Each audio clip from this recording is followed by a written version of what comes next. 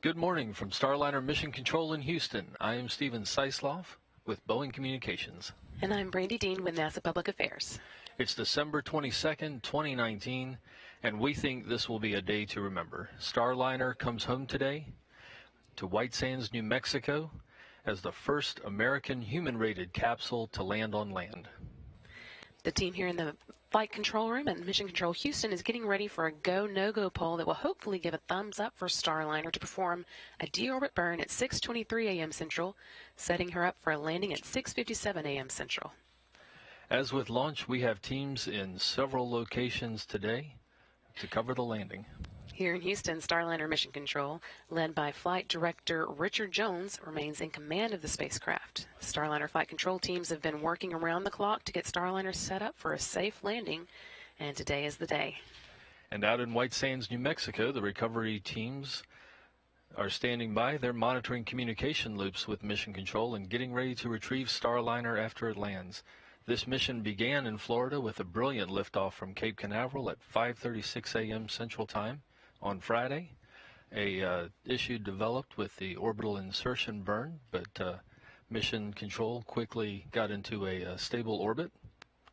That's right. The team here in the room acted quickly to get Starliner into that stable orbit, but the spacecraft had already used too much fuel to allow us to catch up with the International Space Station as we had originally intended. Instead, they turned their attention to getting Starliner safely back to Earth while also executing a number of the demonstrations of other Starliner systems. That's right, and so we are just an hour and 10 minutes away from landing. Richard Jones is the flight director today. He is at the helm and will be polling his team here for a go, no-go decision in about 16 minutes. Assuming all continues on track, Starliner's orbital maneuvering and attitude control thrusters, or OMACs, will fire up at 6:23 a.m. Central Time, and that will drop the spacecraft back out of orbit and begin the journey home. Given that, Starliner should touch down for historic first landing at White Sands Space Harbor in New Mexico at 6:57. At the moment, though, NASA is the team here in the Mission Control Room is still got a lot of work to do to finish preparing for that launch. And earlier in this shift, this team got a briefing on the weather at White Sands, which is looking promising today. It's definitely going to be chilly for the landing team heading out to meet Starliner. Temperatures are expected to drop down to around 22 or 23 degrees Fahrenheit. Right before sunrise, which is when Starliner is going to come down. And that's about and then their clouds are scattered, but the wind should be light. All in all, it'll look pretty good. Unfortunately, though, we have chosen the longest night of the year to bring Starliner home. Happy winter solstice to everyone. It's going to be about 5:57 a.m. Mountain Time there in New Mexico, and the sun won't be up until 7:04. So we will have some cameras out there. You can see the landing team gathering here, what it looks like now. We'll show you as much as possible, but it will be dark for a little while still. So we have a lot coming up to show you here on NASA TV, but before we get too far into the landing operations, we do want to look back at Friday's launch of Starliner. Heading into a launch replay to take a look at that brilliant morning liftoff from Cape Canaveral.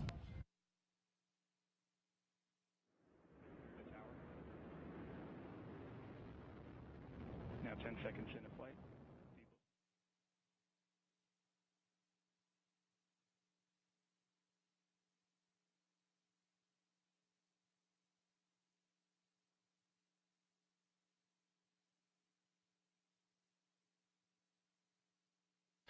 So there you see the United Launch Alliance Atlas V heading into the skies above Cape Canaveral. Crowds there gathered to watch it as it lifted off on its journey. Launch was, of course, timed to catch up precisely to the International Space Station's orbit.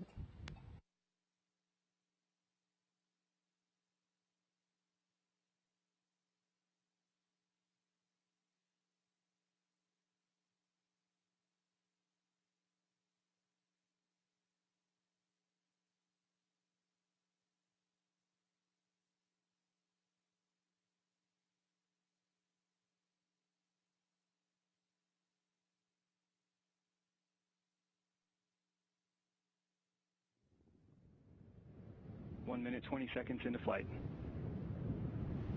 Body rate responses on the vehicle look good. 1 minute, 30 seconds in, standing by for SRB burnout. And we have burnout on both solid rocket boosters. Atlas will hold on to the SRBs for an additional 48 seconds prior to jettison. RD-180 has gone back up to full thrust as expected. Engine response looks good. 1 minute, 50 seconds in. Atlas is now 17 miles in altitude, 11.5 miles downrange distance, traveling at 2,300 miles per hour. Now passing 2 minutes into flight. RD-180 engine operating parameters continue to look good at full thrust.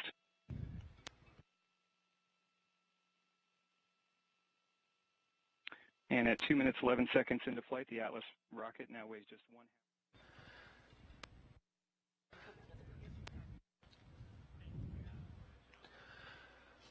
So it really was a beautiful launch, and despite the fact that we're not going to be visiting the space station, we are still accomplishing a lot of Starliner's mission objectives. That's right. First up, there was the launch itself, which confirmed the human rating for the Atlas V rocket. Then yesterday, Starliner was able to establish a connection with the space station while the station was about 500 kilometers away to test out sending commands from the ground through the space station. We also got a good report card on Starliner's state and attitude knowledge demonstration. The 3 SIGIs, or the Space Integrated GPS and Inertial Navigation System units, were able to provide really good navigation. And we were also able to perform a good checkout of the system that would have allowed us to connect to the space station's docking adapter. And our anthropometric test article, Rosie the Rocketeer, is still strapped in the commander's seat and collecting data for us. We can't wait to see what she has to tell us when she gets back. Of course, there's been a lot of folks asking about Rosie, and she is still up there. Rosie and Starliner should be landing in 1 hour and 5 minutes now. But a lot still has to happen before touchdown, so we're going to take a look at what's ahead in the mission profile. 3.5 G acceleration limit. Engine responses will all look good.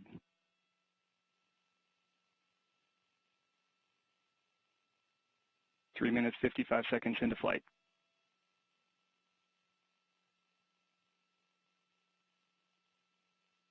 And Centaur has begun the boost phase chill down sequence. And liftoff, the rise of Starliner and a new era in human spaceflight.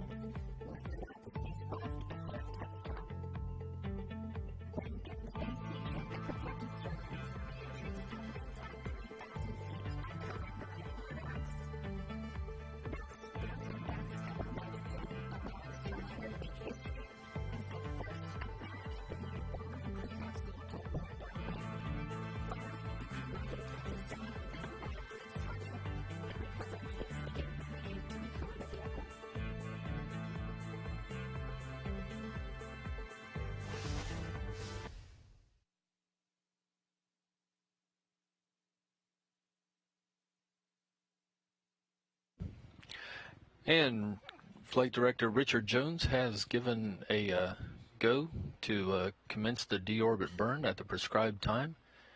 Coming up for setting the course for a landing by Starliner out in New Mexico an hour and 2 minutes from now. Richard Jones pulled his team, and everyone is go.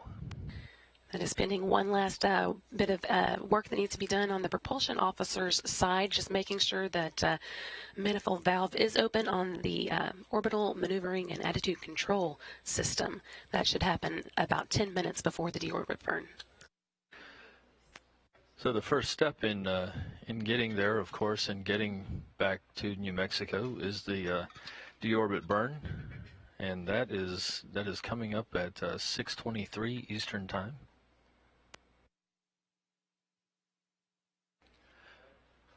And that is going to be a 55-second burn firing using 4 of the orbital maneuvering and control engines on Starliner. To get ready for that, the team here on the ground is disconnecting Starliner's solar arrays and radiators. The spacecraft has enough power to get home now, and its sublimators will take over cooling.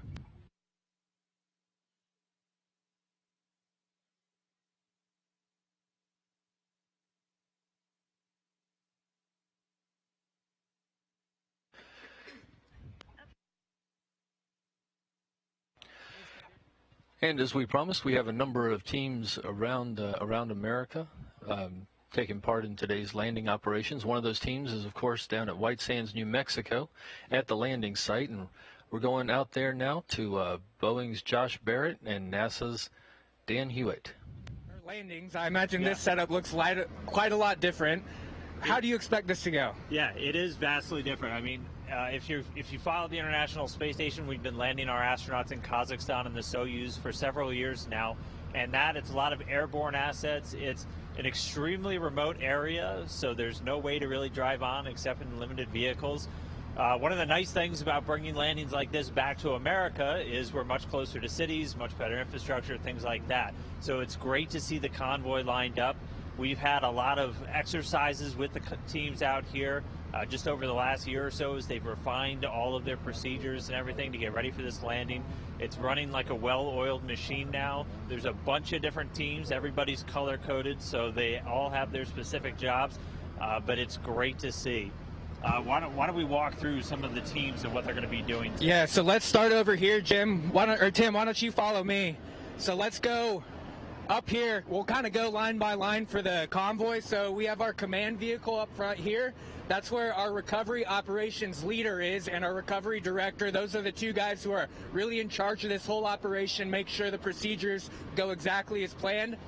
Right behind them, we have our gold team. They have a very important job. They're the first to the vehicle, and they actually sniff for hydrazine. Now, the crew module uses hydrazine as a propellant, and if it does turn into a vapor, it can be very toxic and damaging to your health if you inhale it. So they will be full up in escape hazmat-style suits protected from that hydrazine. They use these special sensors to sniff for it and make sure the rest of the recovery convoy can come up to the vehicle. Now, going over here, the next line, we have our silver team. They're right behind gold team after gold team clears it. Their first job is to ground the vehicle. So the vehicle will be powered down, but there could be some residual electricity on it.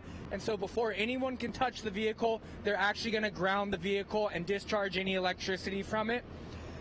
Then up next is blue team. That's us. We're the blue vests. We're in charge of showing everyone what's going on. We've got situational awareness cameras, all of the microwave equipment to get back to our satellite uplink and make sure you guys can see this recovery effort. Next, we're going over here to the green team. So you see these big HVAC trailers right here. They're going to hook those up to the crew module to get some ground cooling on it. But their very first job, since it's so cold, it's 22 degrees, they're going to put an environmental enclosure on the crew module. It looks kind of like a big inflatable crew module sized bouncy house, but it's going to wrap around the vehicle, hug it, and we're going to get some warm air on the crew module and make sure the propellant lines don't freeze. And then after them is the red team. They're a lot of fun to watch. They are mostly Boeing Fire Rescue employees. Let's go up here and so I can show you the mobile access platform. So here, that platform will get backed up to the hatch on the crew module. That gives our teams access to the hatch. Right now, since there's no astronauts on board, we're just going to open up the hatch. One of our engineers, Selena Dopart, is going to go inside and run a couple of tests. But on a crew landing, that's where the crew will come out of the vehicle and be taken into this medical truck right here behind me for their initial post-landing medical checkups. And that's pretty much the convoy. So I'm going to go back here over with Dan.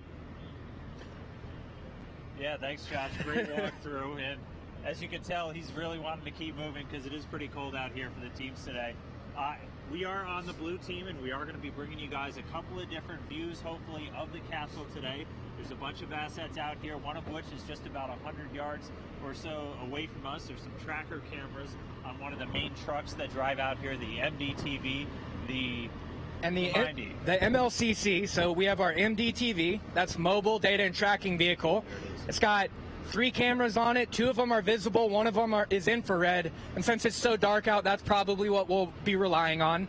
And then next to it, we have our mobile command vehicle, the Mobile Landing Control Center. Those guys are looped in with Houston. And, that's really our link back to mission control. That is where the notification that the crew module has landed will come through. They will relay that to us on our field radios, and this whole thing's going to get moving.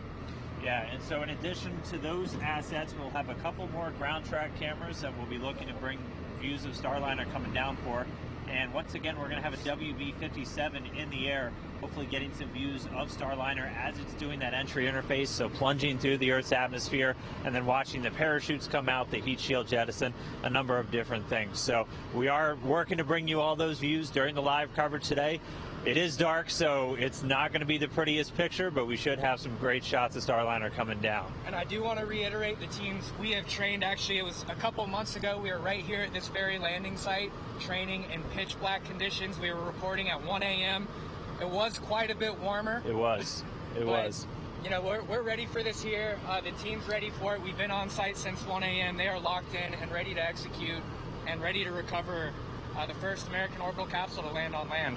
Yeah, and there's going to be a couple of events on the way down, and I know Steve and Brandy are going to walk you guys through this quite a bit, but we're going to be looking for a couple of key things after that entry interface. So once they're through the atmosphere, that forward heat shield's going to come off and descend under parachutes. The drogue chutes are going to come out, and once those have done the initial steadying of the vehicle, the pilots will deploy and then bring out the main parachutes, which is going to do the vast bulk of the slowing. And then once we get down a little bit lower, I think a couple thousand feet off the ground still. About 3,000, yeah. About 3,000, that heat shield's going to pop off, and that's going to reveal the landing airbags, which will inflate and then allow Starliner to come down nice and soft on the ground. What's that final speed as we touch down again, Josh? It's about 28 feet per second. I know you asked for miles an hour. I think we're about 19 miles an hour. But that's still a very soft landing, especially under those airbags. All the testing we've done, even on worst case scenarios with airbags out, coming down faster than we predicted, the loads on the crew were actually lower than we predicted in our analyses. So that's a good surprise to have. Yeah, and a lot of the operations that we're going to see today will be very close to the exact same as when we have a crew on board. Some of the obvious things that will be different is we're not going to be pulling anybody out of the capsule today. We don't quite have all of the same medical personnel that would come.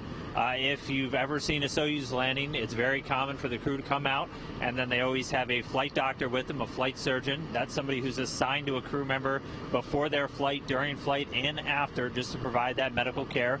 Nurses and a number of other personnel who are just kind of there on location for the crew. We know coming home from space after 6 months is a little jarring on the body, so we make sure and do the best we can to take care of these crew members once they're back on terra firma. Yeah, you watch a lot of those Russian landings, the crew members are assisted out, and that's actually why we tapped our fire rescue Boeing fire teams here. They're trained in enclosed area rescue. They're going to actually go in and extricate those crew members. And that's actually a word I learned recently. There's a difference between extrication and evacuation. Extrication is actually going in and pulling someone out of a vehicle. So that's what our firefighters will be doing. And I will say they're They're fantastic to watch. These guys work so well together, pulling that platform up to the crew module, opening up that hatch, and getting access to those crew members. I know everyone's curious about how Rosie's doing. We're not going to see her get pulled out of the vehicle today. She's actually pretty heavy. Anthropometric test devices are loaded down with a lot of weights and sensors and stuff, so it'll be a work to get her out. So we're going to leave her there for now, but she's all right. And we do have some of those crew members that are going to be flying on Starliner. They are here with the teams observing all of the operations today. Among them, the crew flight test. So the first astronauts that are going to fly on Starliner, Chris Ferguson from Boeing, and then Nicole Mann and Mike Fink from NASA. We also have Sunny Williams on site with us, and she's going to be actually flying in this Starliner that's coming home today. Yeah, so I'm sure this is a really special moment for her, seeing her spacecraft come down, but we've got a lot to get through. As our senior vice president, Jim Chilton, said yesterday to the media, this stuff is not for the faint of heart. We have a lot to prove here, and landing, there's no point in sending people to space if you can't bring them home safely, so this is a very critical operation. Yeah, well, we're going to bring you as much video as we possibly can on the way out. We're going to have some cameras rigged up, and we'll be on the ground with the capsule once it's down. And again, we'll be looking for some airborne and some ground tracker cameras to provide views, probably an infrared because pitch black outside, of Starliner as it re-enters. And we're locked in and loaded here, and we're ready to go. Yeah, so Steve and Brandy, we'll go back to you guys for updates from the flight control team. That deorbit burn should be coming up soon. Thanks so much, Josh and Dan. We really appreciate y'all braving the cold to bring us those views, and we really are looking forward to what you're going to show us a little bit later. And at this point, speaking of things that are coming up, Starliner is over the South Indian Ocean, heading below Australia before it comes over the Pacific, where it will perform the deorbit burn in about 16 minutes and 18 seconds. And at that point, after the deorbit burn, of course, the service module that is on the attached to the crew module will separate, and that will re-enter on its own. It will not. It's basically going to be disposed of, and the crew module is what will fly then through the heat of re-entry and on over the skies of New Mexico, where Dan and Josh are waiting to retrieve it. And that will all get kicked off with a deorbit burn coming up in 15 minutes now. But while we wait for that to take place, we are going to talk now with Starliner engineer Jim May, who's been standing by to tell us a little bit more about the deorbit process and what we've already accomplished on this mission.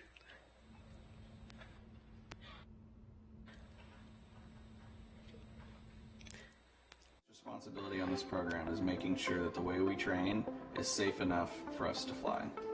The astronauts are actually pretty easy to work with. So we make their flight more difficult. Nominally, we want a flight to go fully autonomous all the way to station with no problems.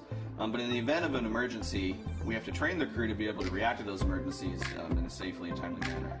So we make their job as hard as possible by adding as many problems as we can during the training sessions.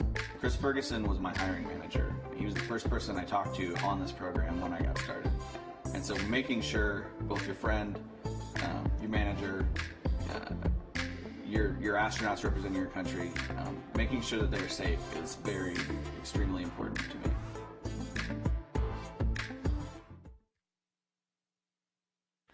Welcome, Jim. Morning. Jim, one of the questions we've been asked is whether the mission elapsed time problem that crept into the orbital insertion burn could cause an issue today during this phase, during this deorbit landing phase. Tell us how the software has been tested in the past 2 days to confirm that this problem is not going to show itself again. Sure. So the mission elapsed time has been updated. The flight control team, Richard Jones, they recognized that. We're able to command the vehicle to change its mission elapsed time, which then goes into all of the flight management computers. So all the computers are now in agreement with what the mission elapsed time should be, and all of the continuing automated flight features that use that time are going to follow it and have been successfully following it ever since. That's great news. So I know that the software is really able to do a lot for Starliner and handles a lot of the mission events, but how does that interact with the team here in Mission Control? The team in mission control is watching what the flight control system is going to tell the vehicle what to do.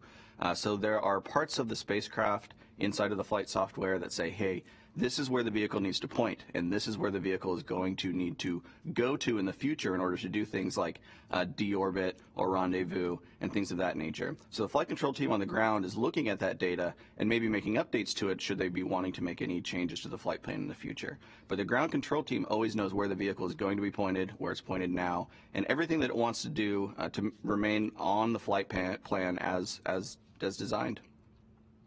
And Jim, you've been working this program for a while. Tell me about some of the things. How are you feeling with the way? I mean, just to see that Starliner's up in space and now it's getting ready to come home. What are some of the things going through your mind now? You know, this next phase of flight is a very critical one. It's one that we actually train a lot of the crew for most extensively, and so I'm looking forward to seeing the spacecraft fly the automated reentry plan just as we designed. Because you know that's all we care about. The thing we care about the most is the safety of the crew. So seeing that the automated flight plan can go as expected is great because we are also training the flight crews to be able to take over should there ever be any issues if they need to.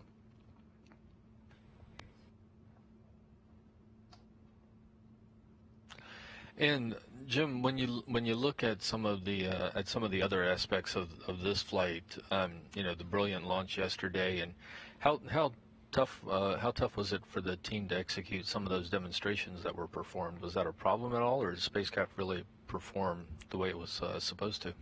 You know, once we have the spacecraft in a stable orbit, we've been able to perform the demos just like we planned, just at a slightly different orbit. So being able to test the propulsion systems, looking at the vision, the navigation system, being able to check out the star tracker, which is telling the vehicle where it is relative to the stars, relative to the sun.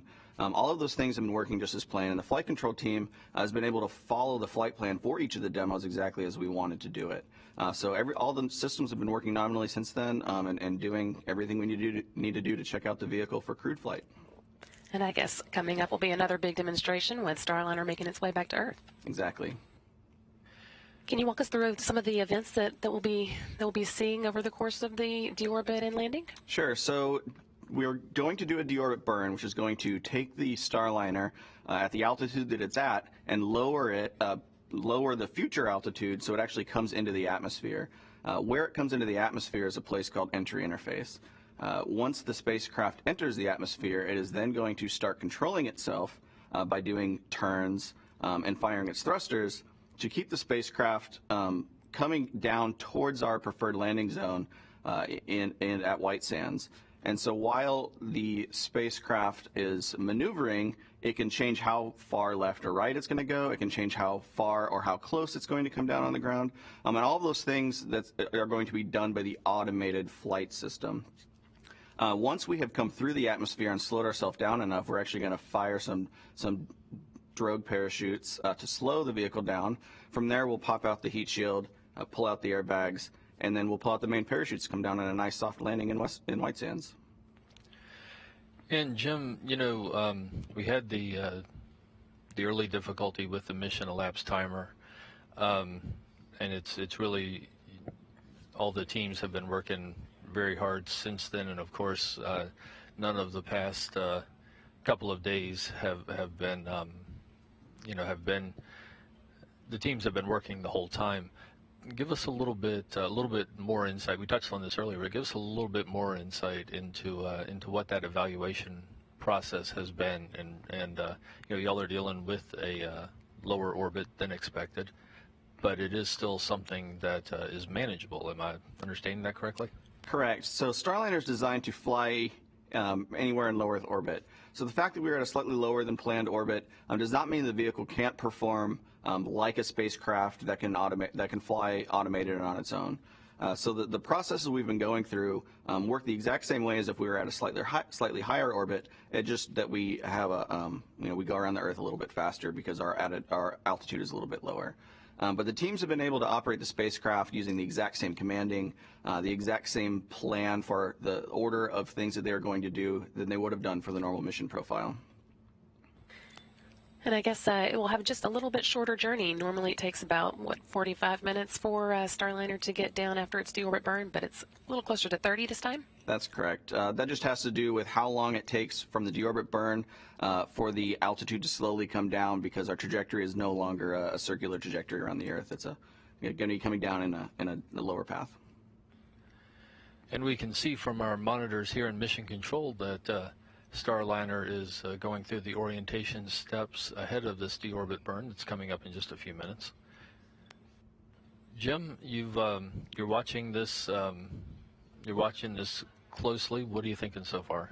Everything's looking good right now. We've got the vehicle pointed where we need to do the deorbit burn. It looks like the flight control team is all happy. GNC, my background from school, I'm happy now because that's the type of thing that I really studied for. So we're looking good for the deorbit burn. We're hearing here in Mission Control that the Starliner is on its way into burn attitude now. So that'll be getting us in place for the deorbit burn coming up just 7 minutes and 30 seconds from now. And at this point, Starliner is crossing below Australia on its way over the Pacific.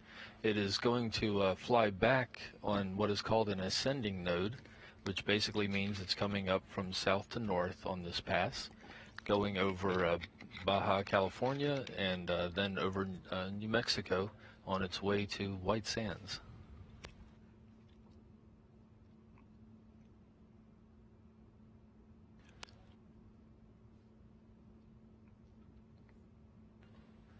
Part of the team here, of course, that's been working throughout this mission, the flight directors, they each have their own teams, and the on-orbit team is led by Bob Dempsey. Bob Dempsey is an astronomer at first and is a veteran flight controller for Space Station and now for Starliner. Here's a look at Bob Dempsey.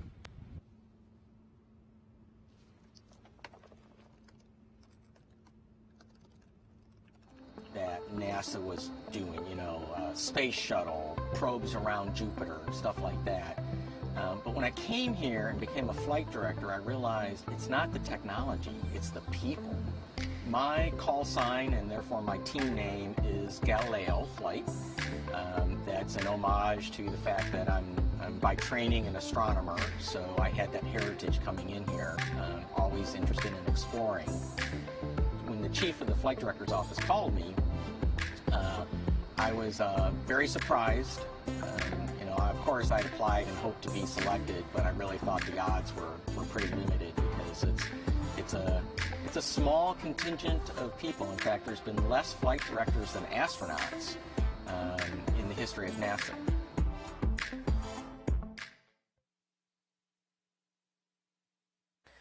And as we mentioned, Richard Jones is back on console today to bring us in for a landing. Here's a look at what he had to say. The role of the flight director, to put it simply, the flight director makes decisions. I make decisions. And as the mission is continuing, whatever timeline that we're following, whether it's pre-launch, ascent, on orbit, docked, during entry, a lot of questions come up in terms of how we want to proceed, because sometimes the script isn't always written for whatever we're doing at the time. We may suffer a failure.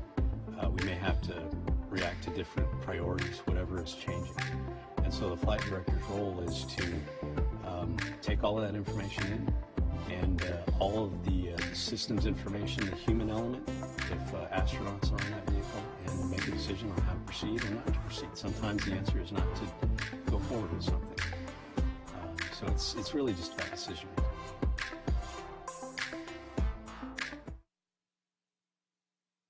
The other members of our STAR team of flight directors are Ed Van Cise, who was covering the what we call the third shift, and also Mike Lammers, who is sitting with Richard Jones today. He's been kind of the weather flight director for both launch and landing. Also, at the flight control console, you've got a couple of Capcoms on shift with us. We have Tracy Caldwell Dyson and Josh Cassida. Josh is actually scheduled to take his own flight on this Starliner that is currently in space now. He'll be on the second crewed flight of Starliner. Each of those teams spent about 9 hours in mission control at a time, with 1 hour on either end of the shift devoted to handover for the oncoming team. Together, these teams have seen Starliner safely through the mission thus far, put it in the best configuration for a successful landing, coming up in just 37 minutes now. 37 minutes down to New Mexico. The GNC position here reports that Starliner is in the correct attitude for its deorbit burn that is coming up. At this point, the service module and the crew module are both still attached to each other. It will be the service module's OMAC engines, 4 of them, the orbital maneuvering and control engines, that will power the deorbit burn.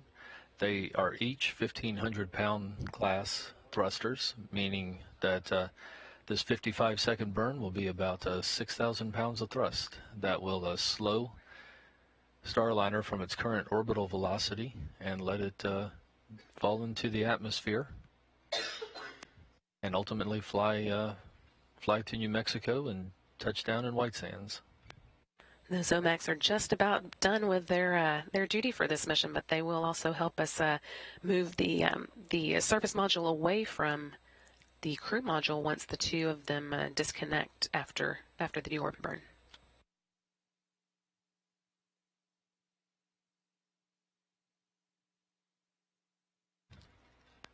That burn's coming up in just a little over 2 minutes now. Everything still looking good here in the room. Everyone quiet and working through their last steps to get ready for it. And after the deorbit burn, we'll be looking at a what is called entry interface, which is basically the point at which the hottest part of atmospheric reentry begins. This is the point when Starliner's heat shield will face its biggest test. It's going to get up to 3,000 degrees, and the plasma will form around the spacecraft. The heat shield is going to provide a barrier to that. It's an ablative heat shield of Boeing's design, and that's going to protect Starliner and all of its systems. That's a lot to protect it from. 3,000 degrees is almost 1,000 degrees hotter than lava, so it's got quite a job ahead of it, and all that takes place about 75 miles above Earth.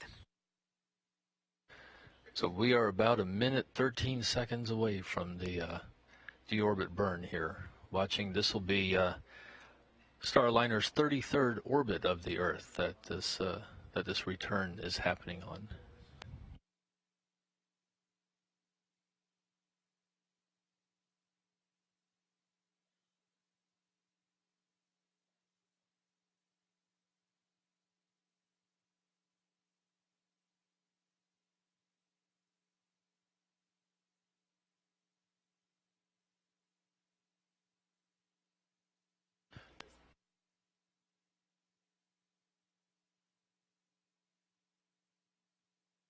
"30 seconds to go now until the deorbit burn begins. Again, it'll last about 55 seconds in all.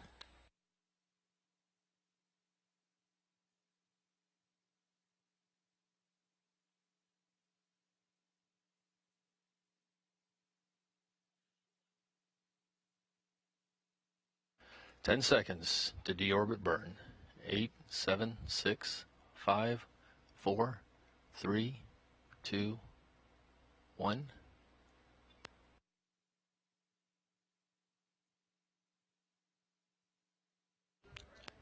Deorbit burn in progress. Good control reported.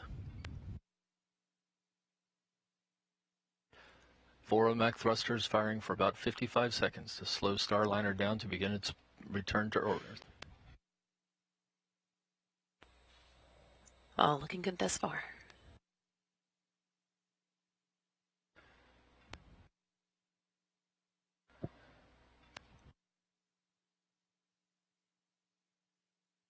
"40 seconds in, about 15 more to go.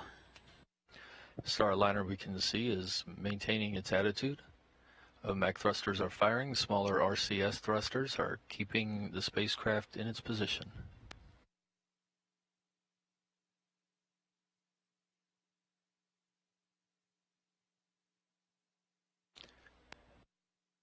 Good burn reported. Engines cut off. We are on our way to White Sands, Richard Jones tells his team. Starliner's ready to come home now. Next up, as we were just talking about, is the entry interface. That'll be coming up in about 16 minutes. But before that, Starliner does want to get rid of the service module so that the the crew module can make its way home on its own. That clears the way for that heat shield and eventually the parachutes that will lower Starliner down slowly to Earth.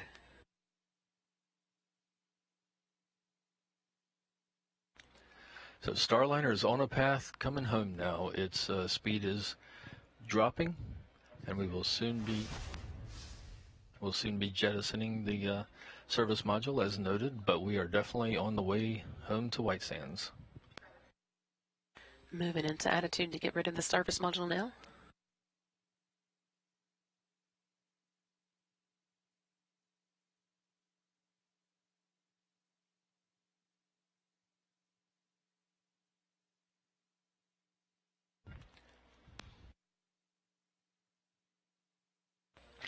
And flight controllers report that we are in the right attitude and service module has jettisoned.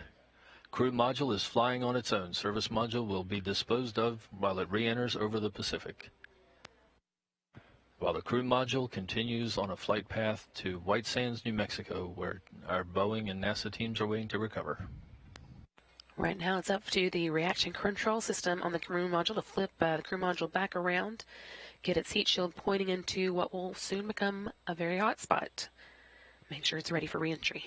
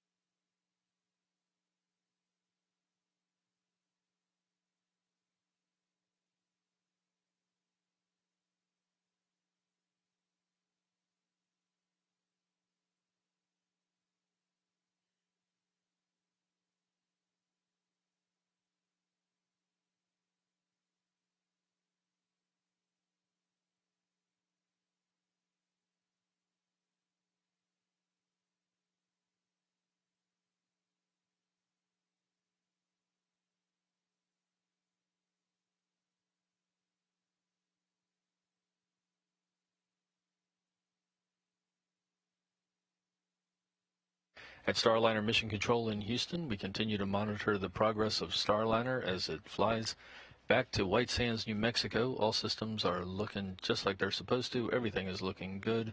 The crew module is positioning itself for the re-entry. We have entry interface coming up in 13 minutes, 40 seconds.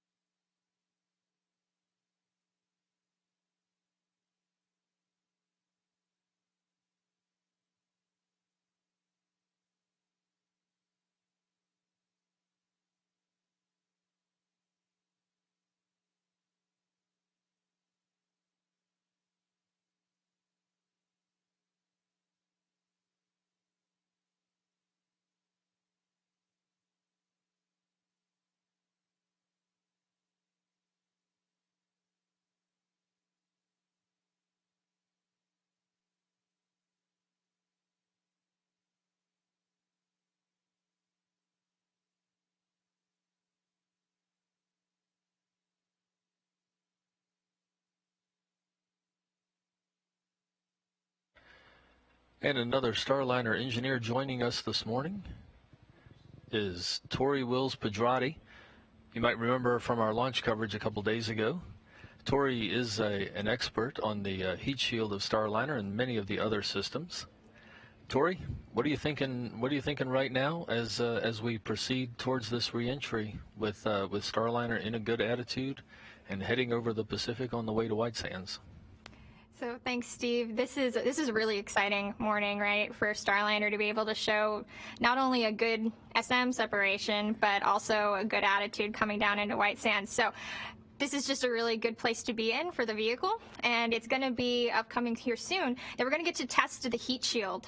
We have tested that heat shield here in the atmosphere at Ames with NASA a couple different times in an arc jet. Which is really cool and as close as we can get to those really hot atmospheric temperatures on Earth, but there's nothing like a flight test to prove the safety and reliability of something as important as the heat shield. And now that we are, let's see, 11 and a half minutes away from beginning to experience entry interface, it's really coming down to the crunch time. Yeah, it is. And again, this is just really exciting, and it's going to be a really good test of that heat shield. Now, a good thing to remember about the heat shield is that it's a game of threes. So the heat shield is going to see about 3,000 degrees at entry interface, and it's going to convert that heat to about 300 degrees on the interior of that inner mold line with about 3 inches of ablator. So it's a really great technology that Boeing has developed, the Boeing lightweight ablator that we have on the vehicle. So it's really exciting to be able to test it here. And also, we have seen some successful parts of this test already. During pad abort, we saw a very successful base heat shield jettison, which happens at about 3,000 feet. So some parts of this we've already seen, but right now we're just really looking to see how the ablator performs during this uncrewed flight test. Hopefully it'll all go just as expected. Assuming that we're back, it does go as expected, we're back next time with crew on board, what would they be feeling at this point? So at this point, from a thermal perspective, they would not be feeling anything different than what they would feel during the rest of the trip. The interior of the vehicle is around 70 to 75 degrees and is very comfortable for the crew. It's all in the exterior of the vehicle that you would see those really high heat waves, those heat loads. They would be seeing a very cool light show outside of their window right now as some of that thermal effects start to take place and you start to see the aero heating sphere occur around the vehicle. And Tori, the heat shield for Starliner, of course you have the base heat shield, which is the main thing that we're talking about, but the whole vehicle has a thermal protection, is that right? Yes, that's correct. So the quilted looking blanket that is on the top of Starliner that has that gray color is actually a type of thermal protection system, a TPS. So that is a thermal blanket made out of a bunch of different layers and thicknesses of a quilted material that is actually sewn together and then epoxied onto the outside of Starliner. And while that part of the vehicle will not see the high heat that the base heat shield will, that gray color and the density of that TPS still protects the vehicle, not only from the high heat of reentry, but also from the really cold temperatures when we're on orbit. So both of those are important when we think about thermal protection systems. Outstanding point, Tori. At Starliner Mission Control, we are 8 minutes 50 seconds away from entry interface, which is the point at which Starliner starts to encounter the hottest parts of re-entry. Starliner is in its current is in the proper attitude currently. Its base heat shield pointed in its direction of travel. Tori, entry interface. It's something you've been looking at for a long time, and now we're coming up to it. Yes, so when we did analysis on the heat shield and when we were designing and, testing it, entry interface is really when we would start caring about the thermal loads the heat shield would see. Before that, the heat shield is protected by the SM because we don't want it to be affected by any micrometeor debris or anything like that. So having the SM cover the heat shield is really important until we're ready to use it, because we want it to be at the exact thickness that we analyze to, so it's able to perform its job to the best of its ability. Can you give us an idea of how precisely that analysis goes? Yes, so each area of the heat shield is actually lofted. So if you look at the heat shield as, as a layer of like a grid, each point on that grid is at a different thickness to be able to cover all of the heating that we would see during multiple different reentry trajectories, but also able to have it as thin as possible to be as lightweight as possible. So we really worked to make the heat shield the most efficient it could be while also being as the lightweight as it could be, so that we're able to carry more cargo or more crew to station when we eventually go there. Well, how long after entry interface would you say that the heat shield has kind of done its job? When will you sigh with relief? So when we release the drogue parachutes, at that point the heat shield has taken the brunt of the heat forces, and by the time that we're ready to release those drogues, the heat shield has done almost all of its work. We performed analysis all the way up until the heat shield will actually drop at about 3,000 feet, but once we start releasing those parachutes, I'm going to have a big old sigh of relief. Now, when the vehicle comes back, and if we get any shots of that, the ablator is going to look black. It's going to be charred. It's going to have that sort of crusty looking appearance. And that is exactly what we expect, because how an ablator works is it transfers heat into gas. And by doing that, it chars the material. So when the material is, when it's new and when it hasn't seen any heat yet, it's white. But if we see it's black as it's coming back, that means that it actually worked and we've transferred that heat into gas. And Tori, you're of course an expert on another Starliner system, the interior camera system. And we of course have had a lot of interest on that, but as we understand it, we think we'll be able to have those interior views of Rosie in the commander's seat throughout from this mission. Yes, that's correct, Steve. So the interior system for the camera, for OFT, it's recorded, it was supposed to record the entire flight. We definitely got all of the uphill. And then when we got into our orbit and we were stationary, we did have to do some powering down. So the camera system was powered down for a short amount of time, but then it came back on and we powered it back on as we started to do re-entry. So we'll be able to see Rosie and Snoopy, not only on the uphill ride and as we orbit a little bit, but also during this re-entry. So that's going to be really valuable engineering data for the teams to be able to see how Rosie is affected, as well as using her sensor data. But also, it's going to be great to be able to show the American public what sort of ride they expect. We have 4 cameras in the vehicle, and one of those is actually pointed out the window. So you're going to see some really cool, hopefully, views of the Earth, and then, you know, that heat that we expect around the heat shield during re-entry. So excited to get that off the vehicle when it gets home. It's an exciting time. We did have a Starliner Performance deorbit burn at 6:23 a.m. Central today, putting it on its journey back towards a landing in New Mexico, just 20 minutes away from now. We'll be coming up on that entry interface that we've been talking about in about 4.5 minutes, but we'll keep talking with Tori for a little longer. So Tori, speaking of the camera system, it's of course made for the crew that's going to be flying this same vehicle after PCM, and of course before that there'll be the crewed flight test mission with Boeing astronaut Chris Ferguson and NASA astronaut Nicole Mann and Mike Fink.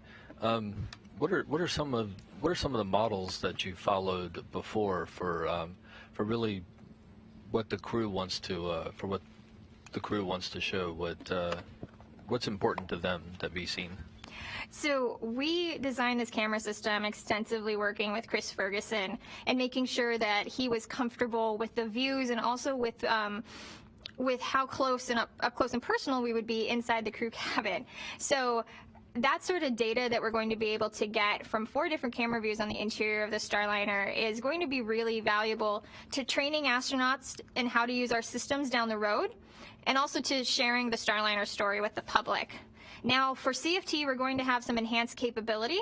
We're going to be able to show docking live through the ISS. You'll be able to see the hatch opening ceremony and the crew greeting the ISS crew for CFT. So that sort of moments of being able to capture is not only important for the crew, you know, to be able to understand how the systems work and to be able to train others past them, but also to just be able to share the story and show everyone, you know, that we've had a successful docking. Thank you, Tori. We are less than 3 minutes away from Starliner's entry interface with the atmosphere, 2 minutes 43 seconds. This puts us at 18 minutes 31 seconds from landing at White Sands, New Mexico. We're already beginning to see the altitude drop for Starliner really steadily, about 95 miles above the Earth right now, and quickly falling. Flight Director Richard Jones and his team of mission controllers are monitoring every moment of this.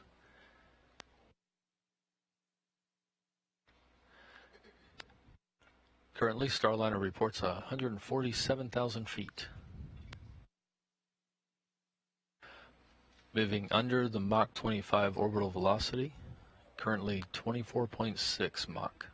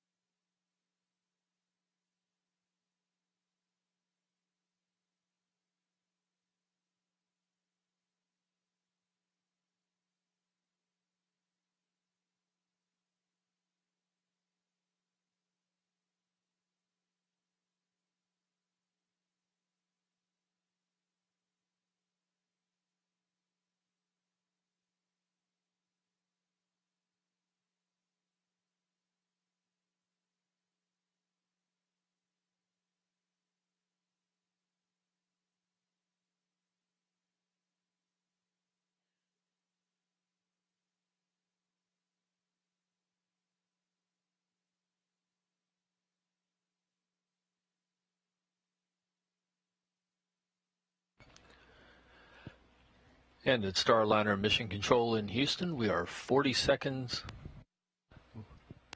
We are 40 seconds away from entry interface, now 34 seconds. Starliner continues in the proper attitude. Altitude 127,000 feet. 127,000 meters. Apologies. 126,000 meters. And we are right on top of that entry interface. This is when Starliner would be seeing those 3,000 degrees Fahrenheit temperatures. Should be just about 75 miles above the Earth at this point. We did want to make sure, as people are tuning in, that they are aware that following Starliner's touchdown, we will be hosting a post-landing news conference here on NASA TV at 9 a.m. Central Time. That's going to feature Jim Bridenstine, the NASA administrator, Jim Tilton from Boeing, and Steve Stitch from our commercial crew program.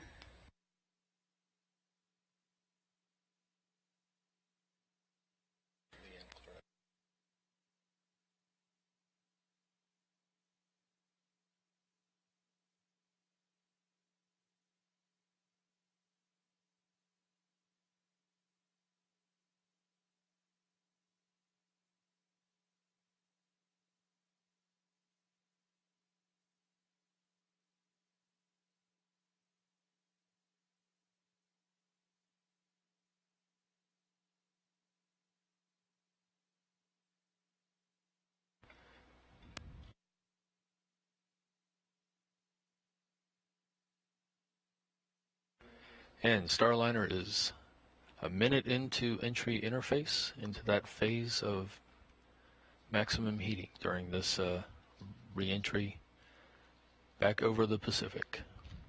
Starliner is flying as a crew module alone. The service module has been jettisoned and disposed of.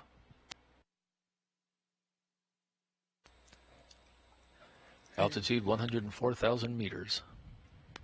The entire team here in the room is quietly watching, making sure all the systems continue to look good. We've also got a number of VIPs in the viewing room as well. We've got NASA's Administrator Jim Bridenstine, as well as Boeing's Jim Chilton, and the Boeing Defense and Space CEO Leanne Carrot as well.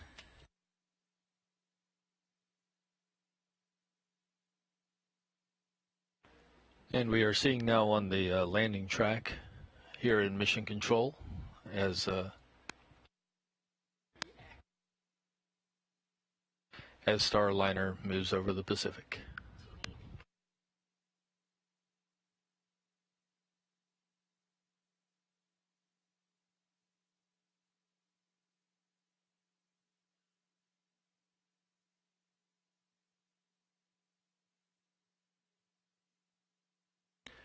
Starliner is 13 minutes 27 seconds from landing at White Sands Space Harbor, New Mexico.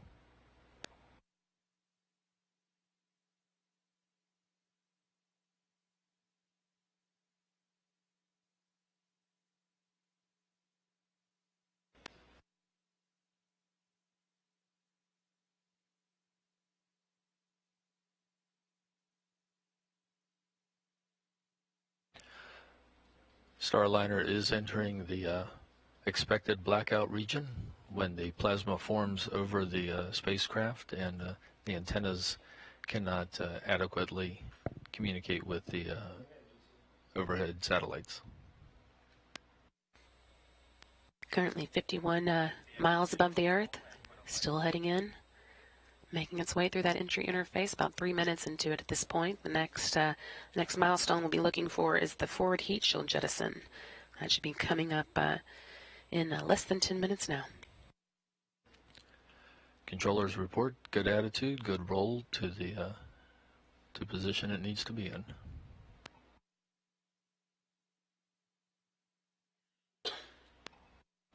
Starliner at 75,000 meters.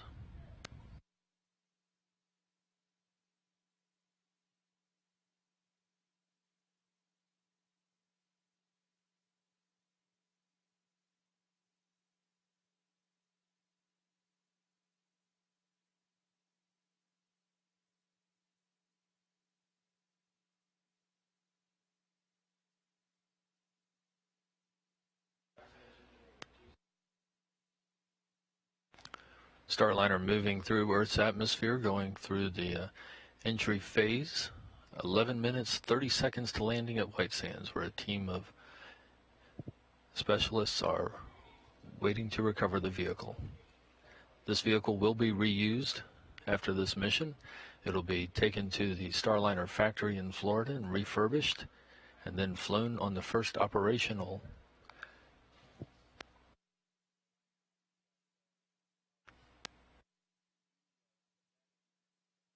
It'll be flown, slated for the first operational mission.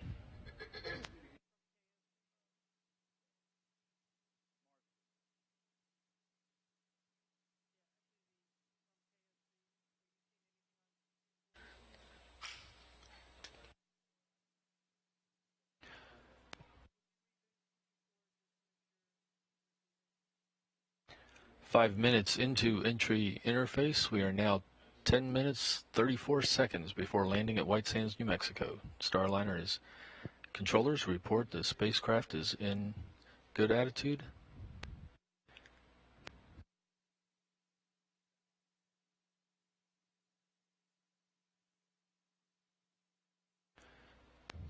About 5 minutes away from when we expect that forward heat shield jettison, the first of the heat shields that will be jettisoned. In the meantime, we've got 10 minutes until landing, and the Starliner will be heading in the next few minutes over the Baja Peninsula, part of Mexico, and then into New Mexico in the White Sands Space Harbor. And we have confirmation that the on-site vehicle at White Sands, the tracking vehicle, is tracking Starliner right now. Systems are looking good.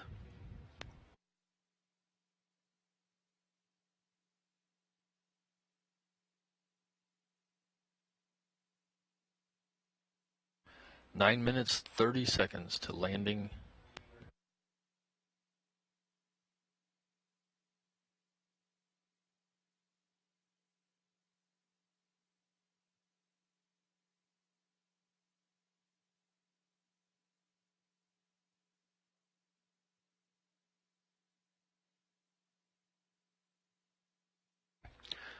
And FIDO reports that Starliner is on track, continuing its descent to White Sands, New Mexico, altitude 51,000 meters.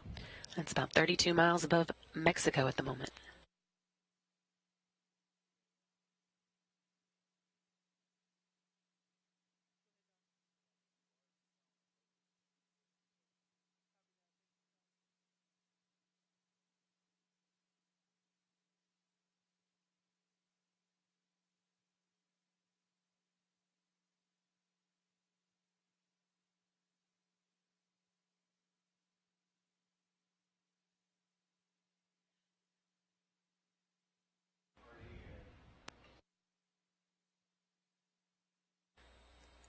Getting our first views. We are getting our first views from the NASA WB-57. We see their Starliner continuing its plunge through the atmosphere. We are 8 minutes and 8 seconds from landing. That image is infrared because of it being dark, of course, over the skies of New Mexico right now. Still about 28 miles above the Earth as it continues making its way, just about crossing over the New Mexico border now. This video again coming from one of NASA's WB-57 planes using infrared camera. All systems are reported doing well. Spacecraft is doing well. Altitude 41,000 meters. 7.5 minutes till landing, and just a couple minutes now until we should hear about the forward heat shield jettison.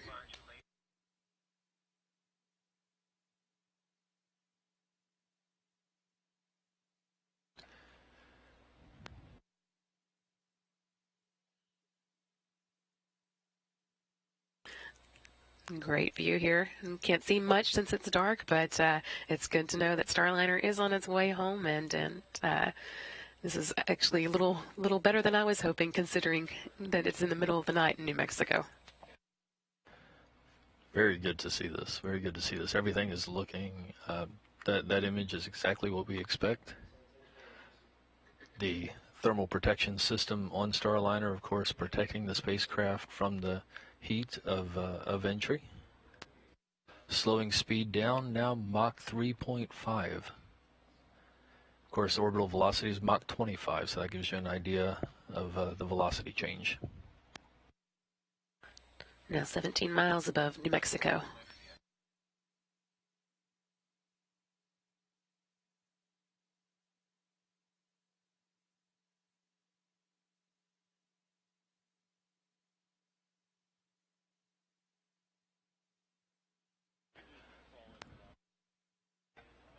Six minutes to landing at White Sands, New Mexico. Starliner remains in its proper attitude, proper course. Speed Mach 1.1, 19,000 meters.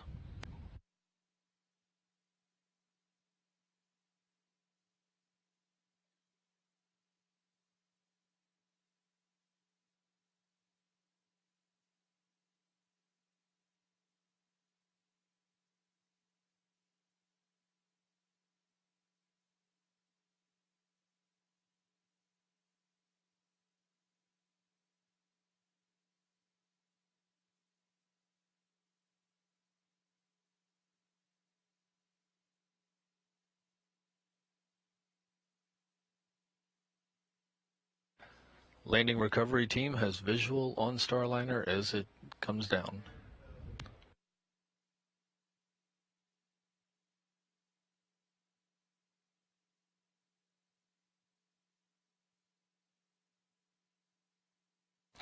(10,000 feet). It's about 6.2 miles still above New Mexico, but we did just Forward get heat shield deploy. confirmation of that forward heat shield deploy. Everything, Drogues out. things will happen fast now.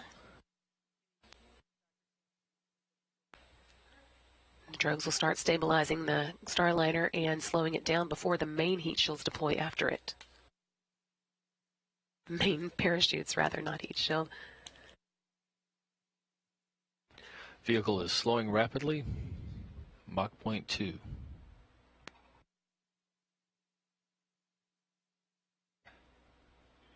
And landing site reports the sonic booms as Starliner came over.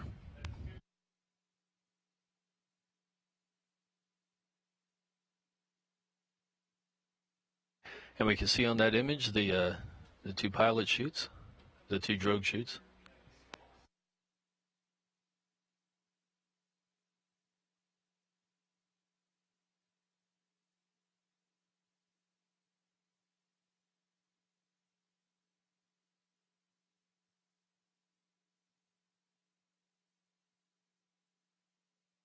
Three minutes, 30 seconds from landing. Mains deployed.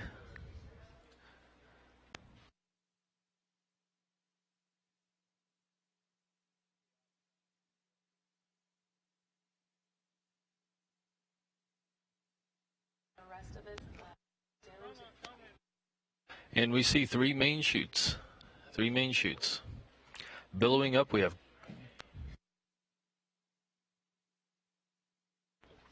three main chutes. We see the red, white, and blue as Starliner descends. 2 minutes, 53 seconds from touchdown. And the rotation handle has deployed. That will level Starliner as it descends. Base heat shield has jettisoned. That is the base heat shield falling away as planned. Airbags are inflating. And that is the last of the milestones. So now all that's left is for Starliner to float down to the surface of the desert in New Mexico. Everything continuing to look good on this camera that we're getting from the WB-57 cameras, infrared cameras, giving us as good a view as we could expect at nighttime. 2 minutes, 12 seconds to landing. Starliner descending under 3 good main chutes.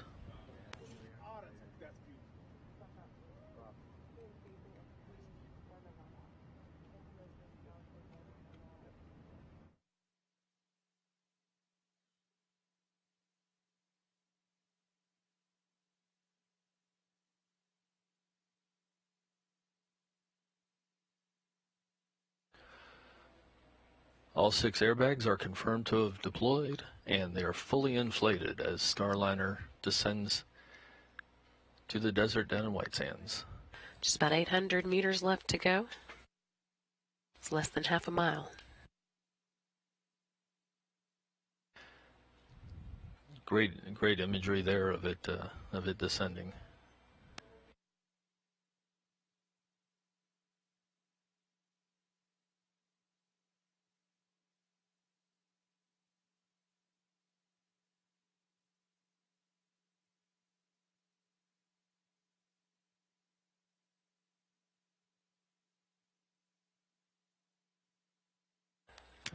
Less than 1 minute to landing, less than 1 minute to touchdown at White Sands, New Mexico. Starliner floating smoothly and softly under 3 main parachutes.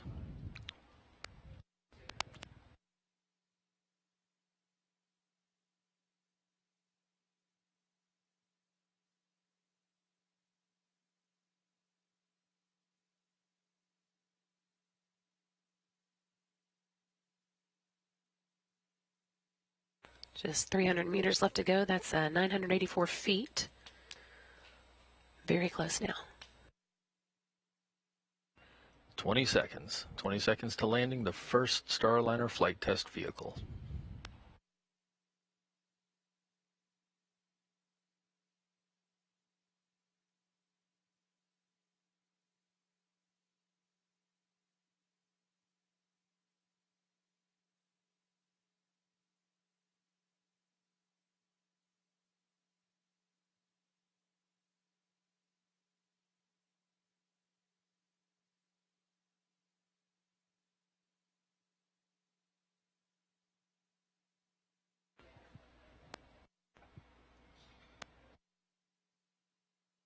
And Starliner touches down in the desert in New Mexico. An historic landing in White Sands, New Mexico concludes the first flight test of Boeing Starliner spacecraft. The first time an American-made, human-rated capsule has landed on land. That took place right at 6:58 a.m. Central Time, 2 days, 1 hour, and 21 minutes into Starliner's mission. Congratulations, Starliner. Congratulations, indeed. Flawless flight back to Earth. Good landing this morning. Now the spotlight's going to shift a little bit to the landing recovery team waiting for it out there in New Mexico. They have to wait for clearance before they start heading over to the vehicle, but Starliner has touched down at White Sands successfully this morning. Main chutes are jettisoned. That'll keep those chutes from pulling Starliner away as the landing recovery team is looking to make their way toward it.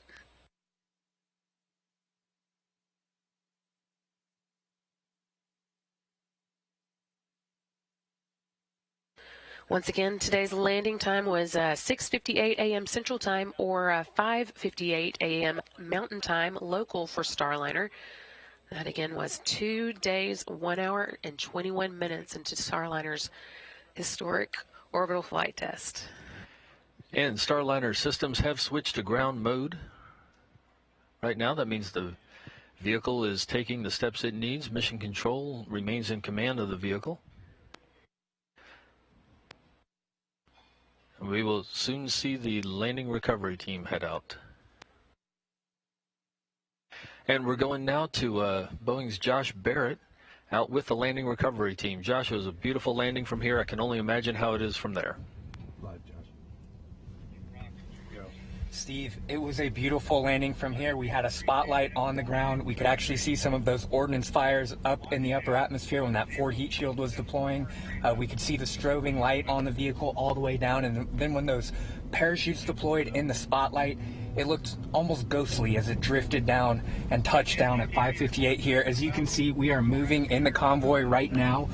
We've got our H2, which is actually the connection that I'm talking to you guys back from right now, right in front of us. Our recovery operations leader, we call him Roll. He's in contact with the recovery operations coordinator. That's rock and roll for you. They are leading us out to the crew module. I can actually see it strobing out in the distance on the horizon. We have the GPS coordinates locked in. That strobe is still going on, so we're just going to follow that all the way into the crew module. And then once again, Gold Team will be the first to approach the vehicle. We heard the radio call that there's no hazardous conditions for the LRT. That's the landing and recovery team. But we still want to make sure that everything is safe before the teams get around the vehicle. So again, Gold Team is going to approach the vehicle, sniff out, make sure there's no residual hydrazine on the outside or there's no propellant leaks. Silver Team is going to go in and discharge the vehicle, and then Green Team is going to go in and start getting that environmental closure around the vehicle and get some ground heating to it because it's so cold. We want to make sure those propellant lines don't freeze.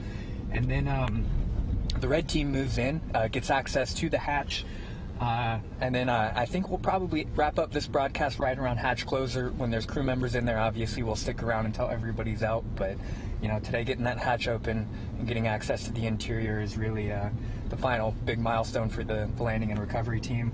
You know, over to our east, we're starting to see the sun come up, so hopefully we'll have a little better lighting for you as we get into these operations, but you know, just a great feeling out here, hearing crew module touchdown on the radios just gave everyone here chills. There's a lot of cheers. Very happy team, and they're ready to rock. So back to you guys, Steve. Thank you, Josh. So great to hear that. Richard Jones, flight director here at Mission Control, said that looks like it's going to be a smooth ride for CFT, judging by how softly and smoothly this OFT vehicle, this orbital flight test vehicle, came down this morning. I'm sure the astronauts on their way to see it will get their assessments as well. Hopefully, be just as enthusiastic as that. I know they're excited to be there.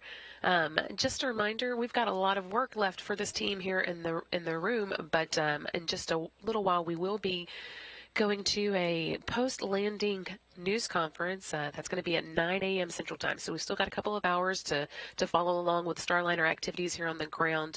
But we will be hearing from Jim Bridenstine, Jim Chilton, and Steve Stitch at that time. Again, 9 a.m. Central.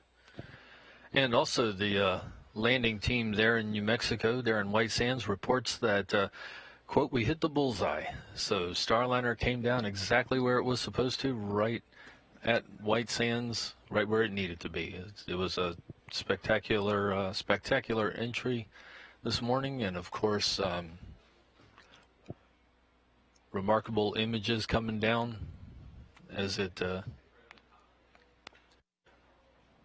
We're also getting our first look through the darkness at the Starliner capsule as it sits on the desert floor there in White Sands. This picture is from our landing recovery team as they move out towards the spacecraft.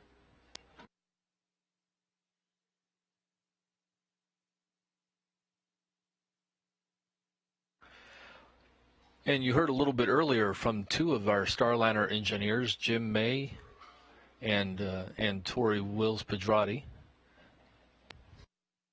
They are standing by in the studio. Jim and Tori, it looked great from here. New Mexico reports it looked good. I can only imagine the feelings that y'all have experienced this morning. Thanks, Steve. It has been an absolutely amazing morning. I'm really trying just to keep it together and not cry on live TV, but it is a fulfillment of 7.5 years of work to see this happen so successfully and make it look so easy. So this is just an absolutely great morning for me. That's, I feel the same way. We've been training. It's not just us as engineers, but we've put a lot of work into training all of the flight crew and the mission controllers as well. So being able to get them ready for this flight and have them control the vehicle, command the vehicle to come down safely in the desert means good things looking forward for our future crewed missions as well. Yeah, and Jim, it's such a great synergy between not only the technical systems, right, but also our people systems. We had such great people on console, we've had such great people out in the desert, and then we also have a really great technical vehicle. So like seeing all of these things happen together is because of the team that really made this happen. So it's just excellent to see. Exactly, the team effort's great. And for those just joining us, about 8 minutes ago, Starliner touched down on the sands of White Sands, New Mexico at 6:58 a.m. Central Time, 5:58 a.m. local Mountain Time out at White Sands. Seeing a replay here of that touchdown. Again, everything happened right on time. All the milestones, the heat shield jettisons, the parachutes, deployment, the airbags filling up, everything giving good indications for all of the landing system elements. A lot of activities, of course, took place. The spacecraft in control of them during that final descent. Tori and Jim, a lot of things for the spacecraft to do, but it went really, really well. It looked like. From your technical knowledge, what do you think? So I just have to say that heat shield jettison was one of the most beautiful things I've ever seen. It looked really good from this end. I'm really excited to see some of the more up close images that I'm sure we're going to get from the ground team, and also be able to really dig into the data from the vehicle now that it's back here on Earth. I don't think we could have had a better flight. Yeah, and the vehicle, we simulate this reentry, especially with the actual flight crews and the mission controllers for the uncrewed flight. But seeing the vehicle nail the bullseye, all of the separation and ordnance events happening exactly when they plan to, means that we've done a really good job of modeling and planning for our flight with our simulations of the way that we train everybody. So seeing that work just as we planned means that we've got a good background moving forward into our future flights. And just a reminder that here we are about 10 minutes after landing. And the Starliner landing recovery team is making their way out to the spacecraft. We will hear more from Josh Barrett and NASA's Dan Hewitt as they get closer to the spacecraft, coming a little bit later. We are talking right now with Boeing's Tori Wills-Pedrati and Jim May, both engineers in the Starliner systems. You're also seeing some of the replays of Starliner's very successful, very smooth landing this morning in New Mexico. Jim, you have you've both, of course, been working throughout the last couple of days. When did you first breathe your sigh of relief as you watched it come down this morning? I don't think I really let myself start deeply breathing until we hit the landing. When the mains came out, that means we're coming down slowly, but you really want to make sure that the vehicle comes down soft and safely, because that means soft and safe for the crew. And so once it hit the ground, I let out a deep sigh, but a happy one. I mean, this is also just a big moment, right? Because we landed an American capsule on land with an airbag system. It's like the first time anybody has done this. So this is just really exciting to be a part of this. Right, and us coming down safely on land means that we're going to have the vehicle safe and ready for Sunny Williams to fly on her next mission. That means that we can safely bring back the cargo that we're planning on bringing back from station on the future flights, so we can get the research continuing, immediately after landing. We're hearing that Richard Jones here in the flight control team has handed authority of the vehicle over to the landing and recovery team. For Tori and Jim, I know that you would probably love to be there. What would you be looking for if you were able to be on site? So I would probably be in an ATV trying to go pick up my heat shield. from somewhere off in the desert. Now, it's going to be really important that we pick up parts of the pieces that we jettison, because that's how we're going to base our models going forward, right? We've done a lot of analysis on this vehicle, but it's getting that data and seeing those systems now that we've actually gone through reentry, which is really going to put us in a great place for when crew gets on the vehicle. And, you know, I've been working on the training systems and the simulations that we use to train everybody. So specifically, I'm looking to get some of the flight data recorder data and the data that Rosie the Rocketeer has, so we can take what we've learned from exactly how the vehicle flied and turn that back into a better training product for the future. And speaking of Rosie the Rocketeer, you know, we were expecting before this that Starliner would be coming down about the speed of an express elevator in a skyscraper. Is that kind of realizing that you're not in the control room? But I mean, is that kind of the way it looked to you? That's the way it seemed to be. Yes, the landing looked exactly like we had in the simulations. So everything looked great. Nice soft landing for Rosie. Can't wait to see that data, I'm sure.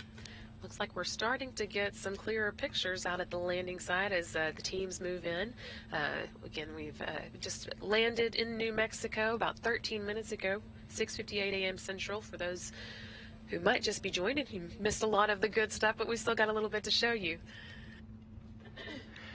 And one of their first tasks will be to put an environmental enclosure around Starliner.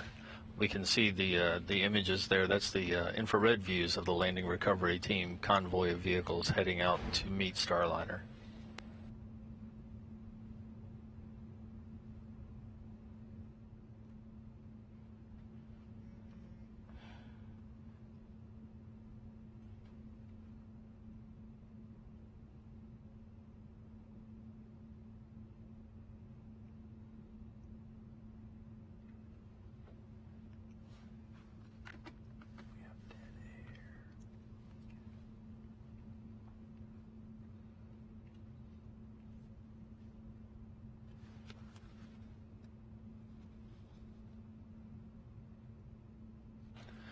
And a quick reminder that we will be going out, we hope to be going out to Boeing's Josh Barrett shortly with the landing recovery team.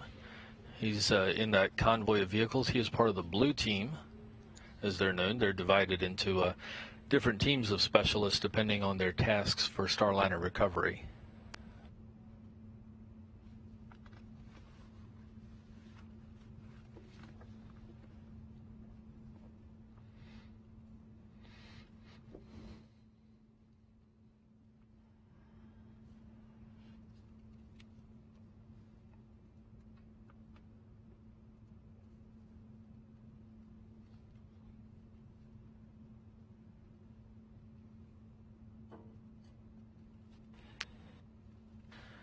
"15 minutes after the landing of Starliner out in White Sands, New Mexico.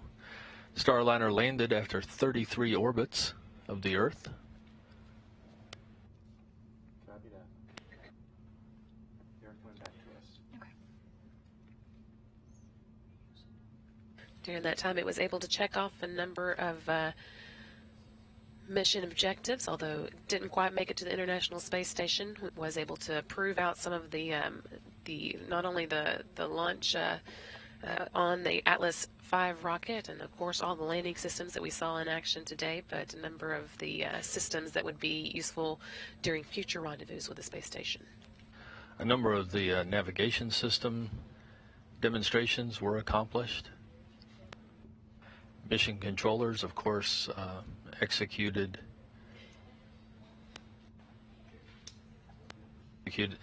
their operations, all while keeping an eye on Starliner. And Starliner, in fact, was able to connect with the International Space Station, though it didn't visit, and teams here on the ground were able to send commands from the station to Starliner. Once again, a reminder that coming up in about an hour and 45 minutes, that we're aiming for 9 a.m. Central Time, we will have that post-landing briefing when we expect to hear from Jim Bridenstine, Jim Chilton, and Steve Stitch.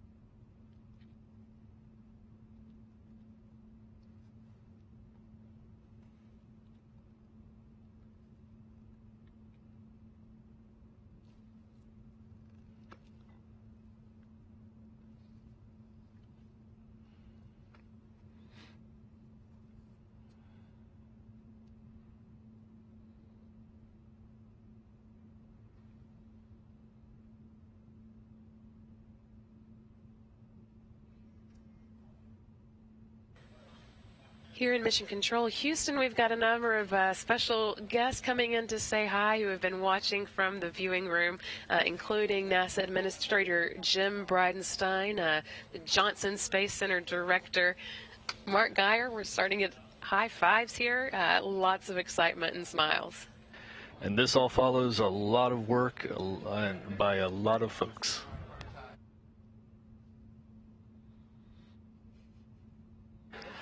Also joining Bridenstine, NASA Administrator Jim Bridenstine this morning is Boeing's Leanne Corrett and Jim Chilton. They are both congratulating the Mission Control team here in Houston for the work that went into this morning. And we did mention earlier that the team here in Mission Control handed authority already over to the landing and recovery team on site with Starliner, so they're able to relax a little bit and start some of the celebrations. And we also have a report from the landing team, quote, "The vehicle looks fantastic." We hope to hear more from them coming up soon. We're standing by to get some more updates from Josh Barrett and Dan Hewitt on site there. And as you can see from the screen, NASA's Jim Bridenstine and Johnson Space Center Director Mark Geyer, joined by Boeing Space and Launch Senior Vice President Jim Chilton and Leanne Corrett, who is the President and CEO of Boeing Defense and Space.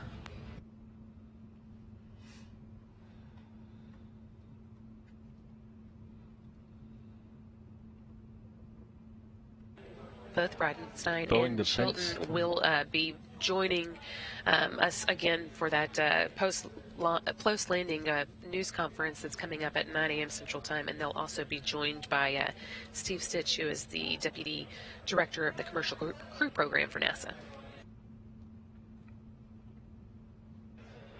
So as you can probably tell, there's a lot of happy faces this morning in Houston. There we see Leanne with Flight Director Richard Jones and Mike Lammers and Bob Dempsey.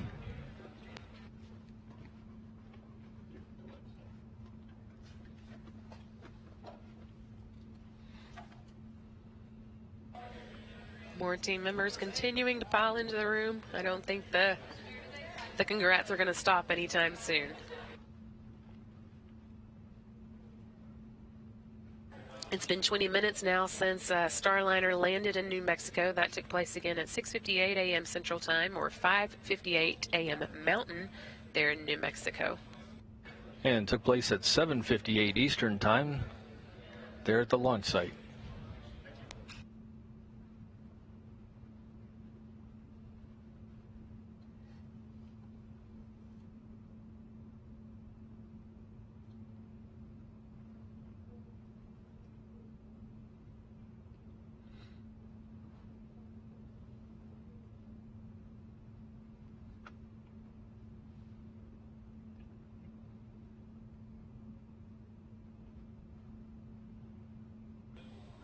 Once again, we've got a number of VIPs piling into the room, some of them that you might recognize, NASA Administrator Jim Bridenstine, as well as his Deputy Administrator Jim Morehard, and Jim Chilton, a number of Jims in the room today. Chilton's Senior Vice President of Space and Launch for Boeing. Also Leanne Corrett, the Boeing Defense and Space CEO. Center Director Mark Geyer, and we've got, I think, all of the Starliner flight directors, I believe, in here. Richard Jones, of course, who was on console for landing and launch, as well as Mike Lammers, who was next to him as the weather flight director. Also milling around Ed Van Cise and Bob Dempsey, all taking part in the congrats. Meanwhile, out at White Sands, New Mexico, the landing recovery team is getting closer to the Starliner vehicle. They will be putting an environmental enclosure up over the vehicle. It is, of course, below freezing out in White Sands this morning.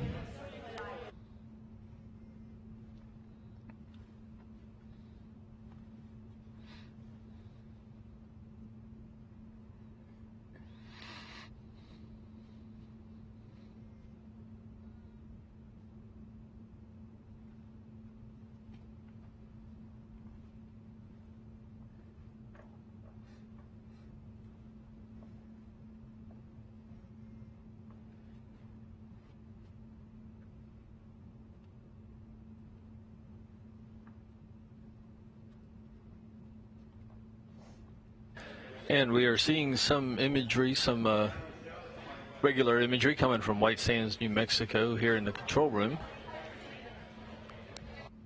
The team, of course, brings a lot of lights with them.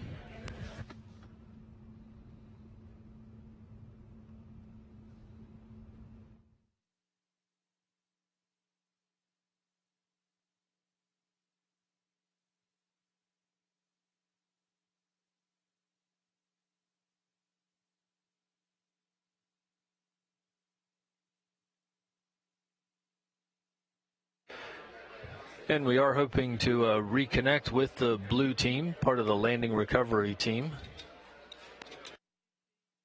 We're just waiting for the communications link to be completed.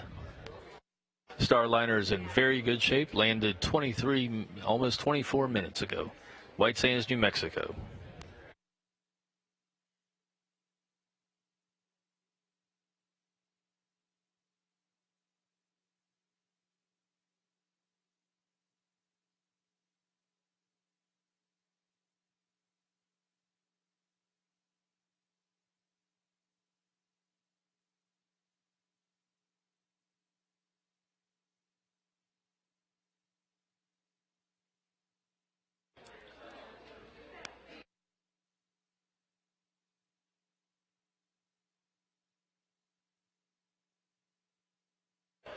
And we also have a report from the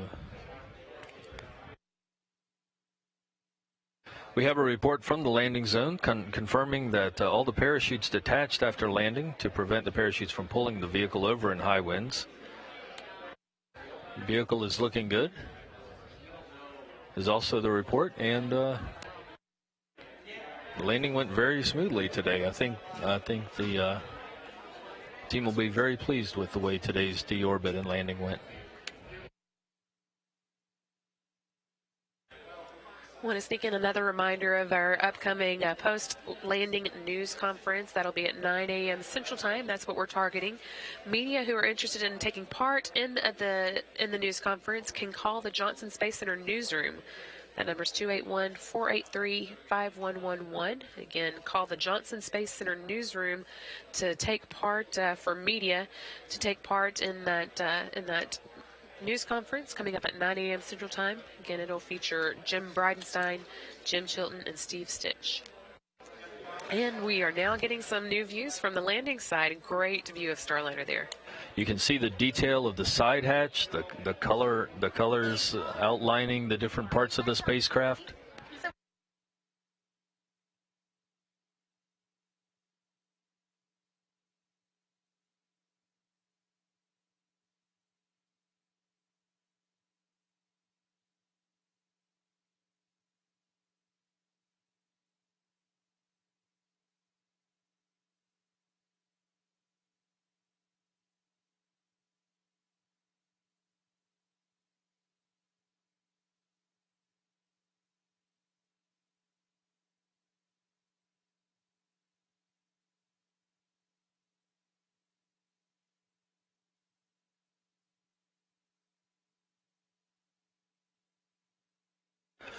And what we're seeing is the first members of the landing recovery team moving out to the vehicle.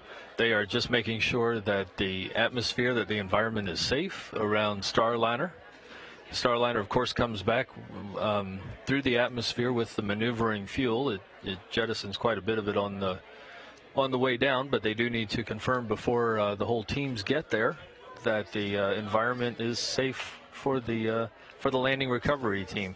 You can also see in this the partially deflated airbags. They of course have vents on them to cushion, just like a car airbag, to cushion the touchdown impact. It's supposed to come down at about 18 miles per hour, I think, right? So not nearly as fast as when it starts its journey, but you still like a little cushion there. All indications of the loads on landing are that it was extremely smooth. And again, Richard Jones, Flight Director Richard Jones, his comment was, looks like it's going to be a smooth landing when the CFT crew, when the astronauts of the crewed flight test make their flight into space. The next crew that will be on board is out at the landing site. That's NASA's Mike Fink and Nicole Mann and Boeing's Chris Ferguson. They're all going to be getting that first look at Starliner here in just a moment as the teams are allowed to move in. We're hoping to hear a little bit from them as we're able to get Dan Hewitt and Josh Barrett up and running. And one more note about the landing recovery team. Of course, we're going to stay focused on the capsule. There are other parts of the teams that go out and recover the base heat shield and the forward heat shield and the parachutes. The spacecraft itself will be taken over to Boeing Starliner factory in Florida and refurbished. The base heat shield does not get reused.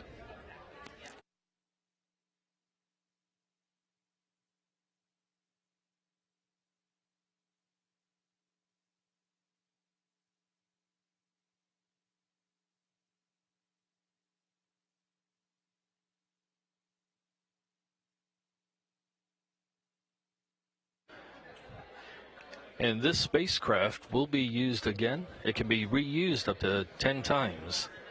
This vehicle, of course, comes down on land. We designed it to land on land just to get that reusable ability that you don't get when you splash down in the water.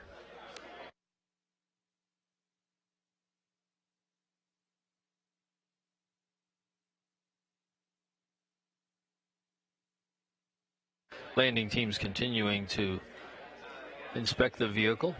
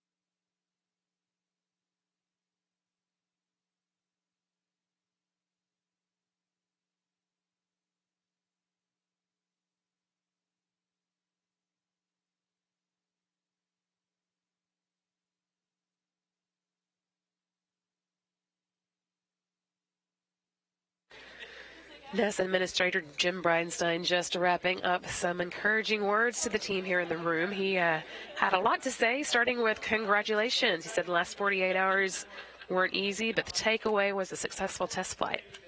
And he pointed out that we've learned a lot from this. We've learned a lot about a lot of different aspects of flying it, of course.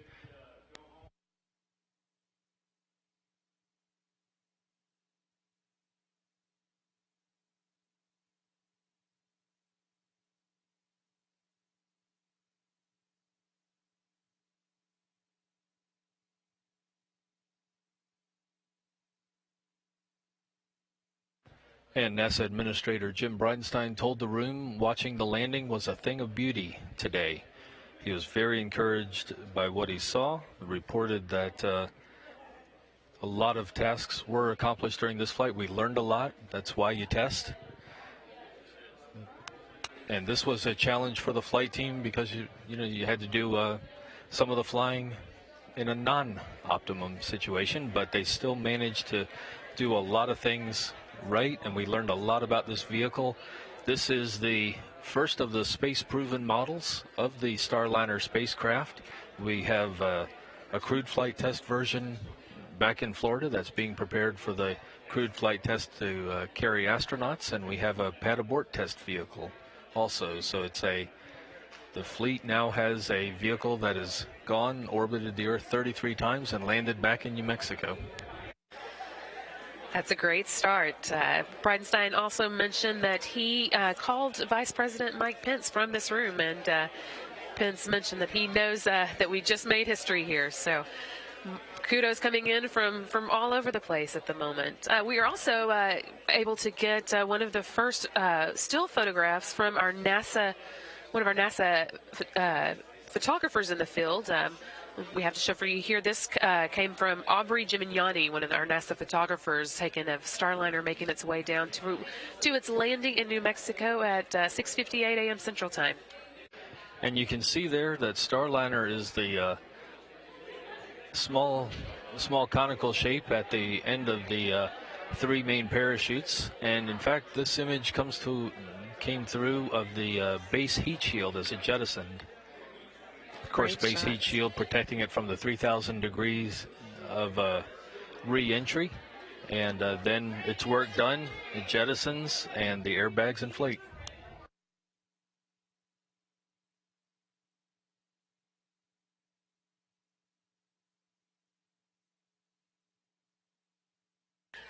The team here in the room is about to take a group photo, but before they did, Flight Director Richard Jones gave his flight controllers the go-ahead to consider themselves done with the mission and advised them to go home and relish it. And indeed, all the mission controllers have been doing a lot of work during the duration of this mission.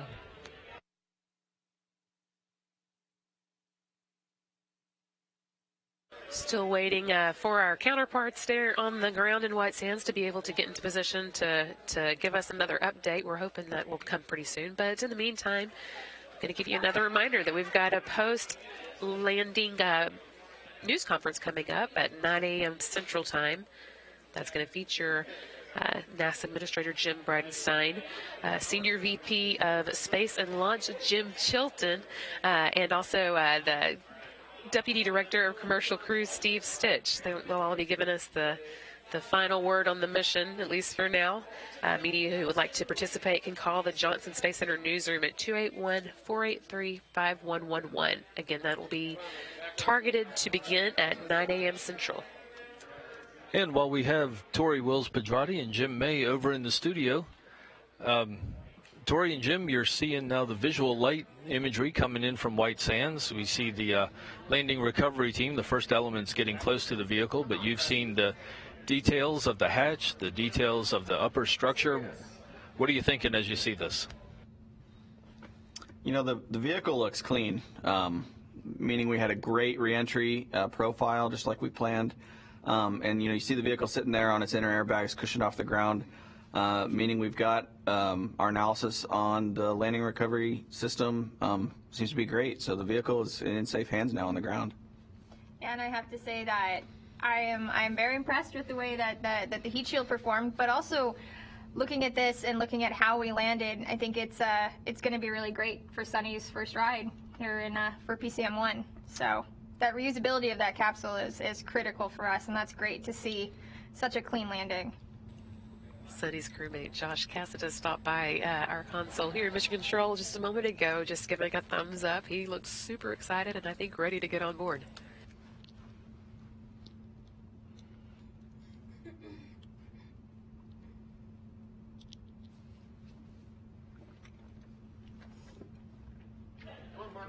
And we can see there members of the landing recovery team moving around the vehicle, doing their checks. We hope to hear from the blue team, who are right with that landing recovery convoy.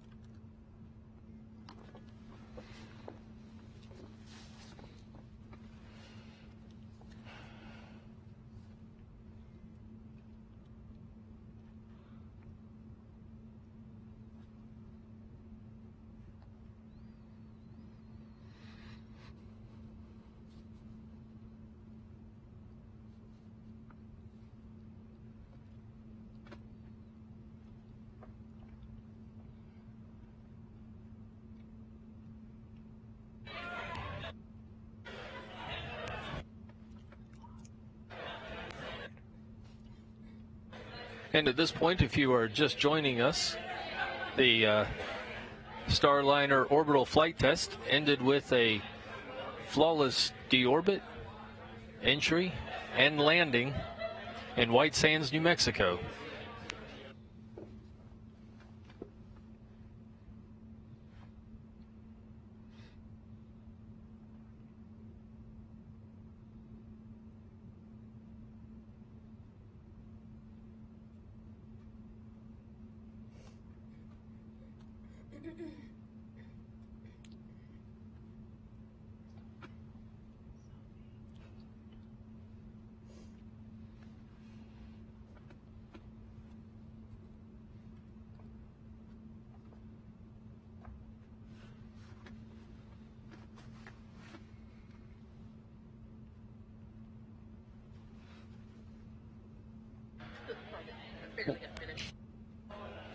Once again, at this point, we are seeing the Starliner spacecraft safely on the ground in White Sands, New Mexico. This is the first vehicle to land, the first American-made human-rated capsule, I should say, to land on land. Came down under 3 parachutes, touched down on 6 inflated airbags, very smooth landing. Touchdown time was 6:58 Central Time here at Mission Control, 5:58 Mountain Time, the landing site, and 7:58 Eastern Time, where it launched from. We can see that they're moving the platform into place on Starliner to get access.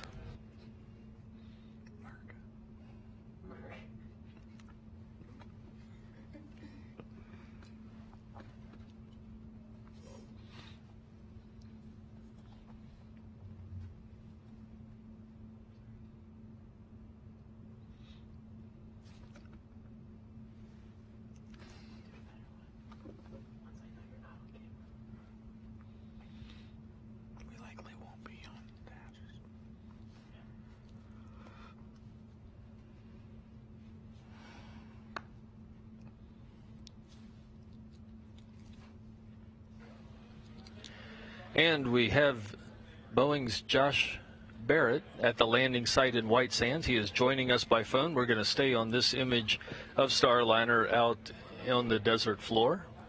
Josh, how was it from your side? Hey, Steve. It looks beautiful. Looking at Starliner with my own 2 eyes We're working on getting some better video uplinks. We have our situational awareness camera up, but we're working on getting our closer handheld cameras up for you. Hopefully we can get that working for you soon, and so you can get some good up-close views. Right now, the Boeing fire rescue teams are moving the platform in front of the crew module. Green team is working on inflating the environmental enclosure. That's, if you can kind of see what's going on behind the crew module from the perspective of the situational awareness camera, they're inflating that in between that HVAC trailer there. So you'll see kind of that big inflatable enclosure kind of hug the vehicle, and they're going to start getting some heat on there again to make sure those propulsion lines don't freeze. Gold team has moved in and done their assessment. Everything is healthy on the vehicle. Silver team has grounded the vehicle, and now they've moved on to recovering the parachutes.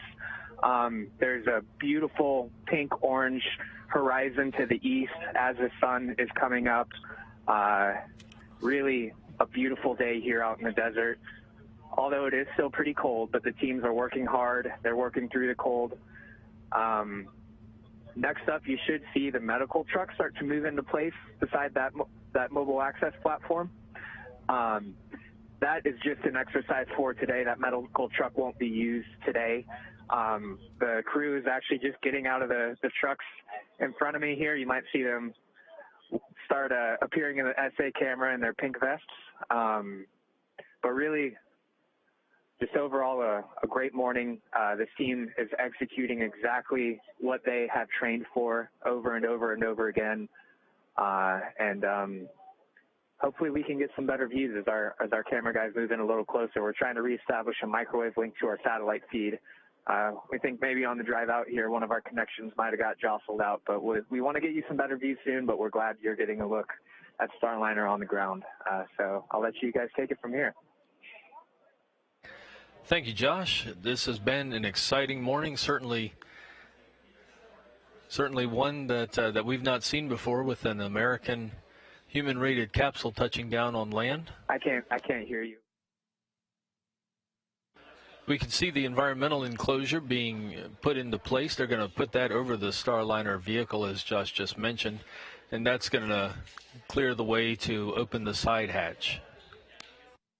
The environmental enclosure, of course, protects the vehicle and its complex systems from the cold. Of course, Starliner has been through an extreme environment during this deorbit burn, having gone through 3,000 degrees of heat before coming down softly under 3 main parachutes and landing on 6 airbags in a flawless return to Earth.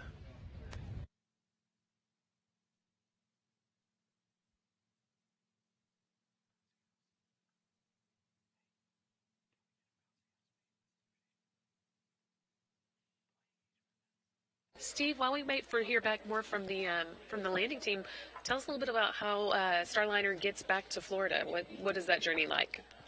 Well, they'll move. They'll basically, after they get Starliner safe on the ground, they will put it on a truck inside a crate that'll control the environment around it, and then it's a simple drive from White Sands, New Mexico, to Cape Canaveral, Florida, to Kennedy Space Center.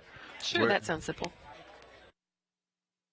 Where the engineers will pour through it and ultimately refurbish it, and we're going to fly it again. We are not only using these capsules one time. Each of these capsules is designed for 10 times to go in space. We'll look forward to seeing this one land on its 10th time then. And it sounds like we have Josh ready again to give us another update. Josh, can you hear us? Hey, Brandy. Yes, I'm still here. You can see the green team has just got that environmental enclosure in place. So now the red team will continue backing up that mobile access platform right up to the hatch.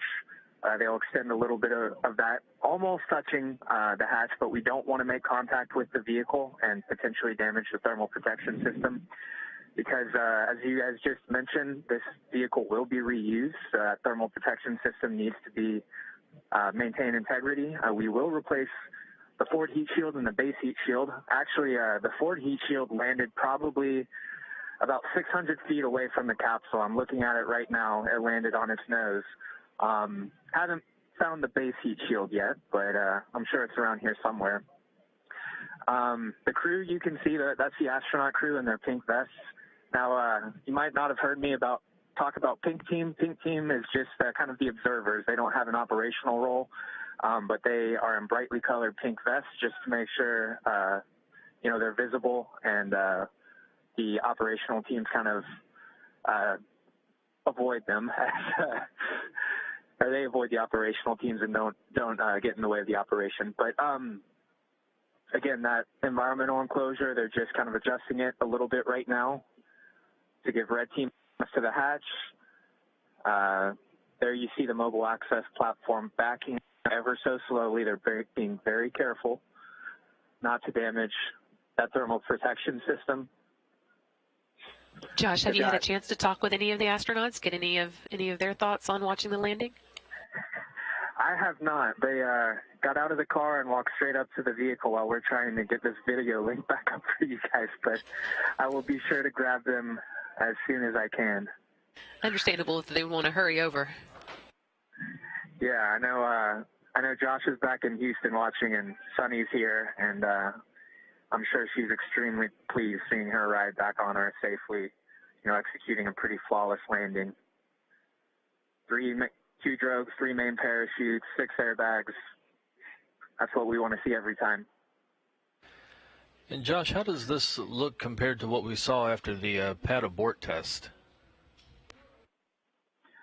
So I was honestly expecting a little bit of a kind of thermal scorch marks almost on the vehicle, but it looks almost as good as the day it left the factory in Florida. It was, even all of the logos, the NASA logo, the Boeing logos, kind of the hash marks we have around the top where the forward heat shield meets the vehicle, those are all 100% perfectly intact. Now you can see the medical trucks starting to back up. So we actually custom designed those medical trucks. Those were surplus Army 5-ton trucks. And we kind of outfitted it with that platform you might be able to see on the back of the truck, and the interior was completely refitted to be a pretty state-of-the-art field medical facility. Because once again, when the astronauts come out of the hatch, they're going straight into that medical truck just to make sure that they're healthy after spending an extended time in orbit.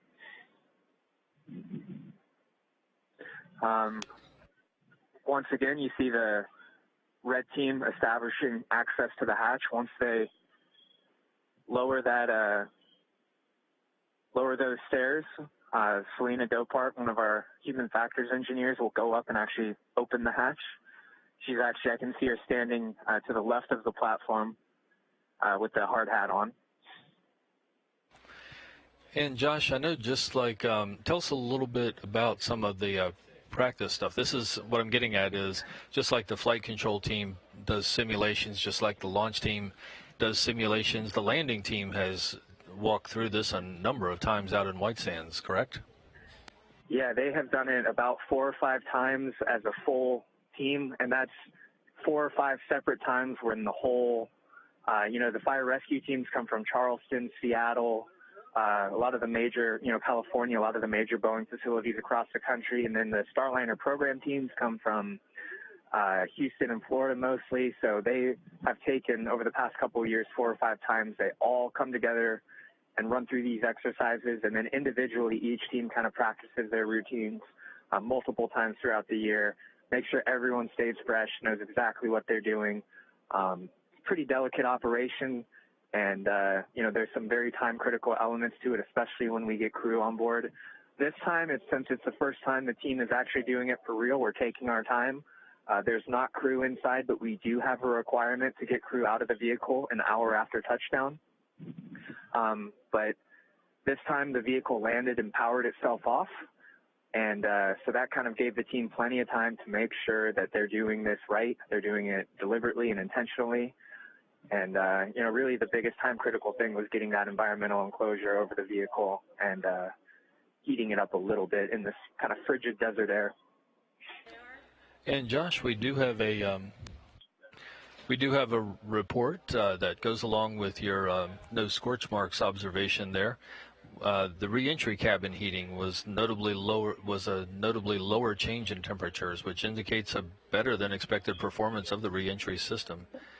That's really good news, and I think this is going. It sounds like it's going to make it an easier refurbishment operation. You're the one who is out there in Florida all the time with the factory and with the refurbishment. Does that make sense to you?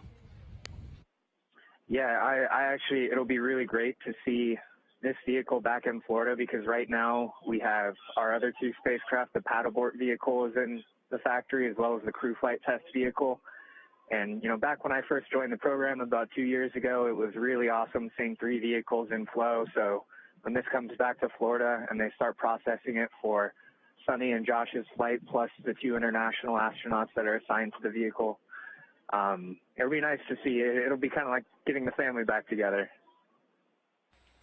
I bet a lot of people are going to be excited to see it back in Florida.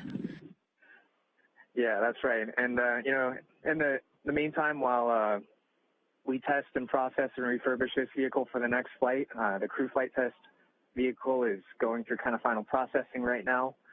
The paddleboard vehicle, we actually will not fly that to space, but we will keep it around just in case we need any spare parts from it. So that we'll have that in Florida as well for a while. But that was really cool seeing it come back. If you watched the paddleboard test, you might have seen all the signatures from everyone who worked so hard on it. We couldn't sign this vehicle. Again, the thermal protection system kind of inhibited us from putting Sharpie marker on it, but still a beautiful vehicle. It's kind of a shame the environmental enclosures covered it up right now, but again, we're just doing that to make sure the vehicle stays safe and healthy so we can use it again. And Josh, we want you to stand by. We want to go to Tori Wills-Pedrati, who's one of the engineers who worked with this heat shield. And Tori, you've heard Josh's description of the spacecraft. You know, light scorch marks, nothing. It looks a lot like the way it did when it went into space. What does that tell you?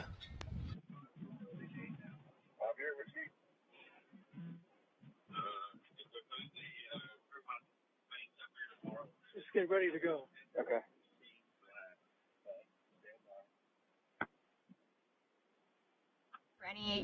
Anything during landing and reentry, but seeing it and hearing that the inside of the vehicle was even better than we expected just is such a great feeling to know that we not only did our job, but better than we hoped it would perform. So that's really, really good to hear, and I think that puts a lot of confidence in these systems going forward.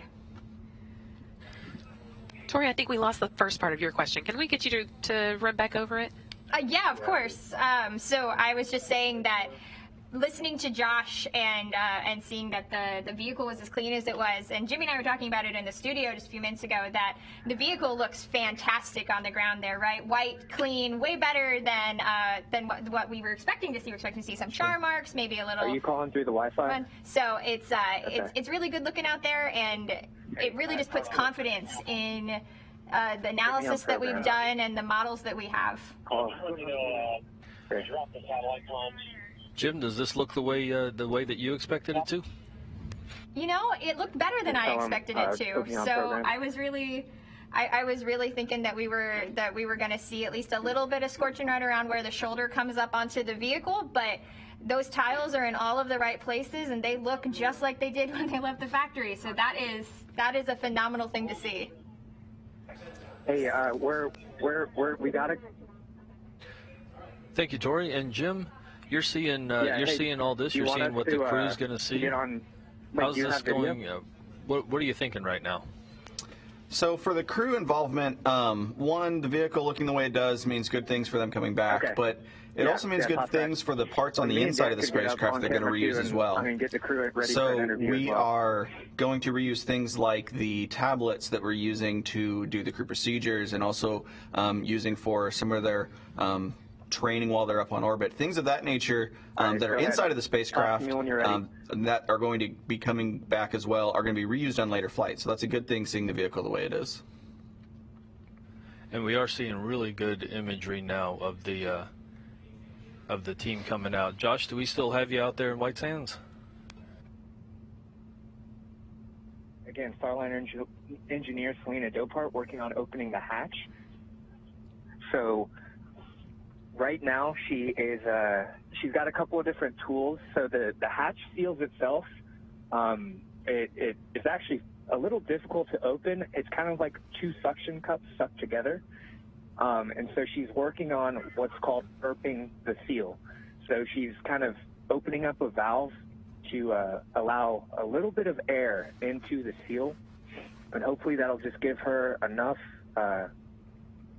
give to get that hatch open. She's already kind of cranked the latch to unhook it, so she's again working on burping the seal right now.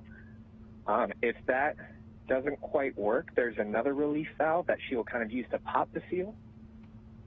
And that's if they start working on something kind of in the middle of the hatch, that's what they'll be working on. It looks like that might be what they're doing right now. Yeah, you look great, man. They're probably going to be for a while. Now, she's still working on that lower valve. Again, trying to burp that seal. Yes, that is the technical term. That's very descriptive. What will happen after that once they do have that seal burped?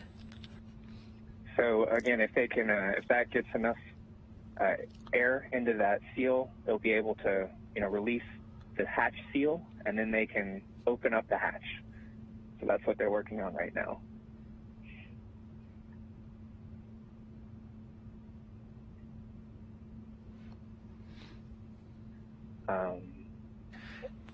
We're getting really good views right over the shoulder, so these are great, Josh. Yeah, I wish we got it a little earlier, because the fire rescue team, when they're putting that platform into place, I mean, they work together so well. Hearing kind of their calls as they orchestrate the operation is really fun to watch there. We got to see that and the well. environmental enclosure go on, just not from quite this close. Hopefully for later flights, we'll get all this live. And getting a TV signal out of a remote landing site in the desert presents its own set of technical challenges, but I'm glad we're getting this view right now. Again, this is opening up the hatch. And Josh, we do have confirmation that it appears they've relieved the pressure on the seal. Looks like they're getting close to pulling it open here.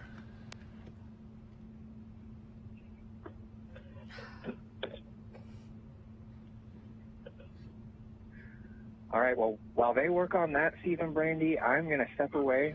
We are going to go find the crew members and hear from them, from their perspective of how that went, and we'll get them on camera for you guys here momentarily. We'll stand by. Thank you.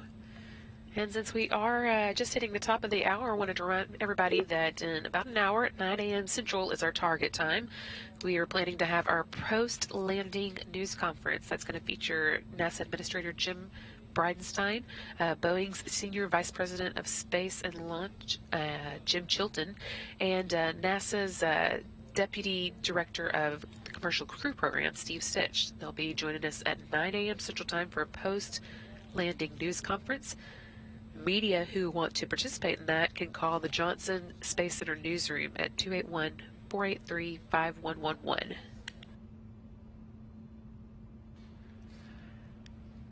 And for those just joining us here at the top of the hour,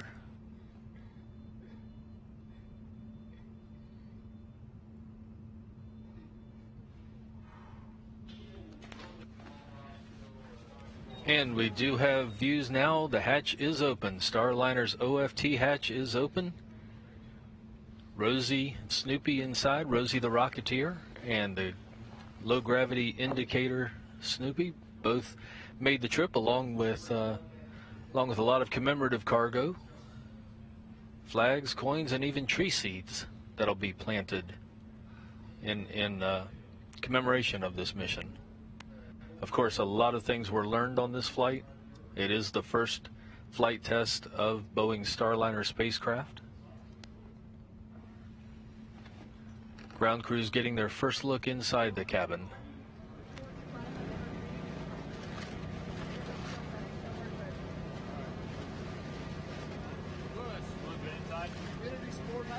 And the frame that you saw pushed into place there in the hatch is actually a cover for those same seals that they were just relieving the pressure on before they could open the hatch.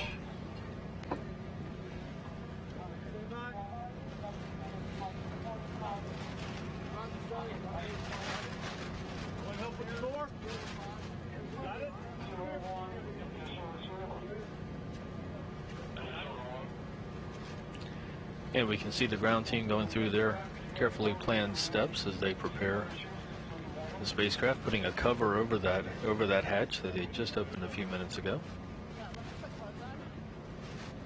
First, they're going to confirm that the cabin air is safe. This flight test produced a lot of data for engineers, a lot of information, and a lot of operational processes to see how it performs in space.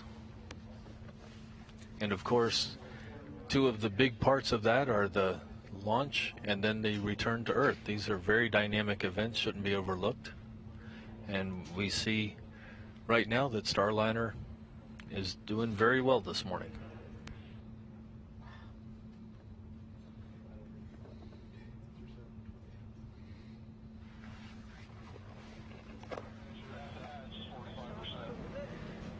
And we have our first landing recovery team engineer about to go inside the Starliner vehicle.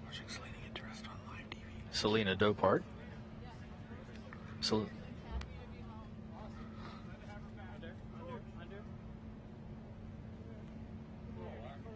those who are just joining us, Boeing Starliner spacecraft touched down in White Sands, New Mexico an hour and 6 minutes ago.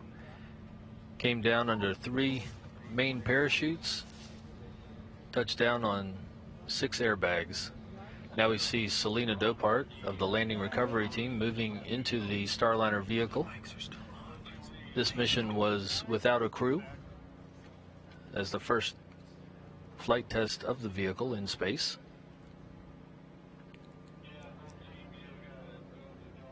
But we do have Rosie the Rocketeer in the commander's seat, an anthropometric test device, gathering all sorts of data. She's outfitted with all kinds of instruments that's going to tell us exactly what the crew can expect. Early indications are the crew can expect a really good ride down.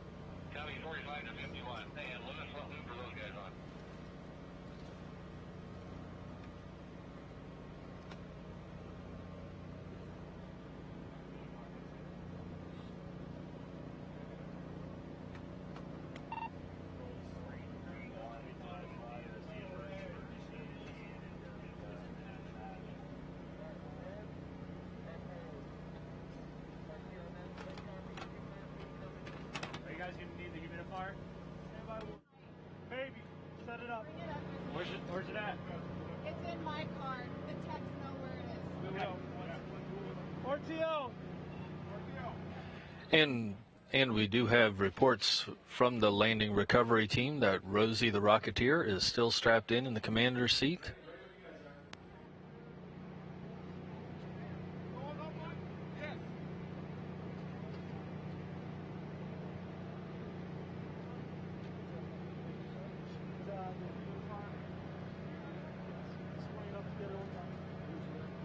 It's in her vehicle. The techs know where it's at.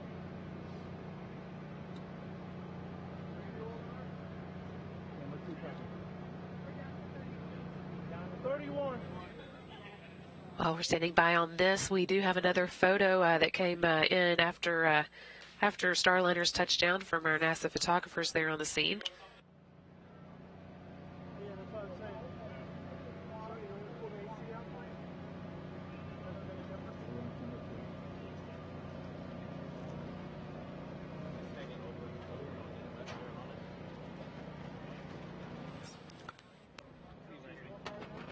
Have any humidity coming to it? We've got what comes out of it. We can't do anything to it. So I can't change it? Yes, sir.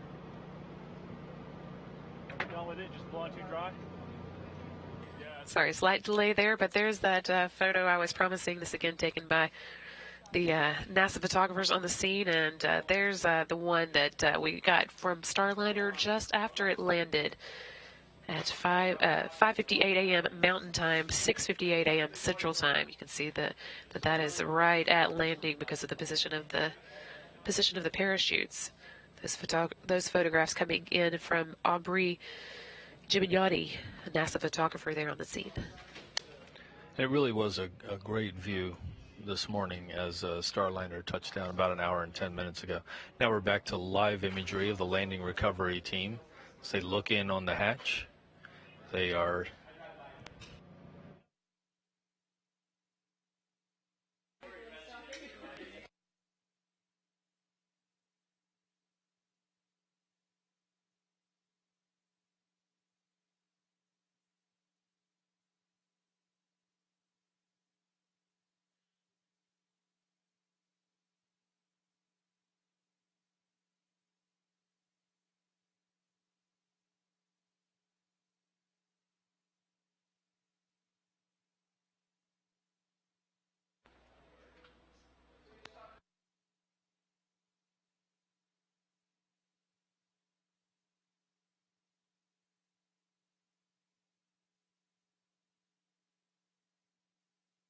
We expect to hear momentarily from the landing team there on site, we think are just about to get into place with the next crew to fly on a Starliner, or the first crew to fly on a Starliner. NASA's Mike Fink and Nicole Mann, along with Boeing's Chris Ferguson.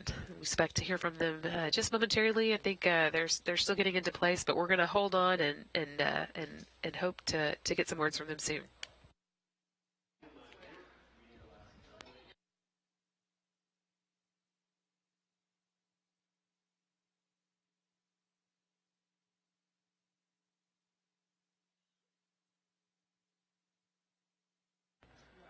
And just a note on the interior cabin conditions as they were reported.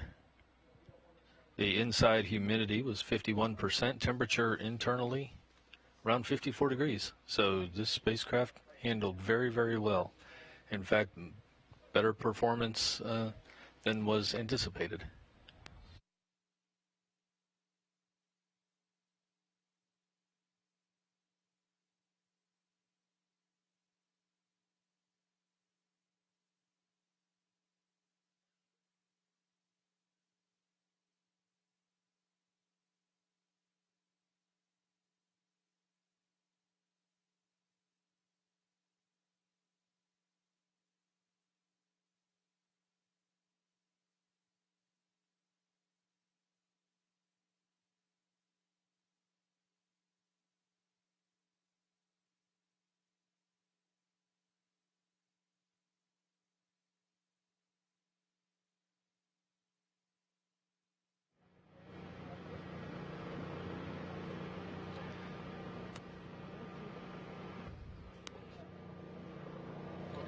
And we're looking now at some of the astronauts there in the blue pants and in their astronaut jumpsuits out at White Sands, New Mexico.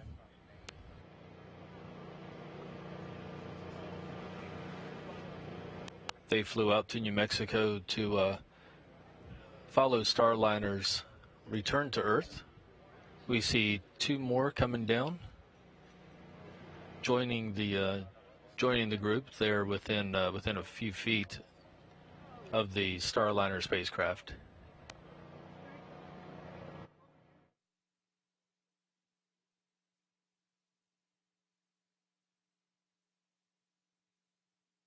So right now we're looking at the astronauts as they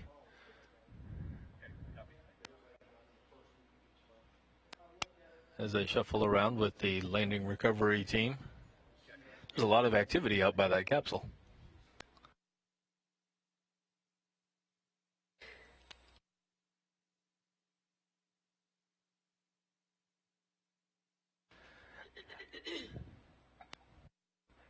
And there's a lot of activity around the capsule. This is a little bit reminiscent of the shuttle days when everybody would gather around the shuttle after it landed. And, of course, you have crews come in with the Soyuz landing in Kazakhstan.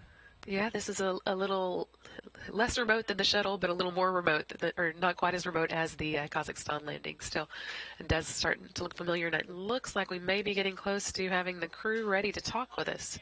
In fact, I'm going to toss it right on to Dan Hewitt, who is in the field. How are you doing, Dan?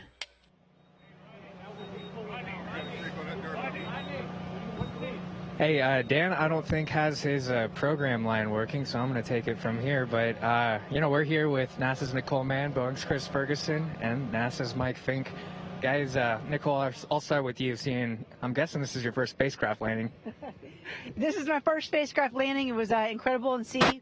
We're so excited for the Boeing and NASA team, and the recovery forces today just did an incredible job. Crystal clear day. You could see it from about 300 kilometers away. Good double sonic boom.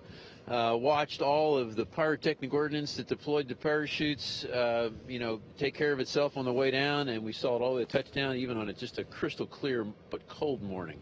Worked great. And Mike, your initial thoughts? 3 parachutes, 6 airbags, and a beautiful soft landing. Can't wait to try it out. So we had a flawless launch. We had a couple of issues once we were up there. What's it mean now to see this vehicle come down, almost picture perfect? Flight test data, flight test data, flight test data. We got a lot of data on the launch, the orbital portion of the flight, the ECLIS system, that's environmental control life support. Everything's worked great, and then we brought it home, and everything worked. It was great data, and we're going to analyze it, and we're going to see anything that we need to fix for the next flight. But it's looking good.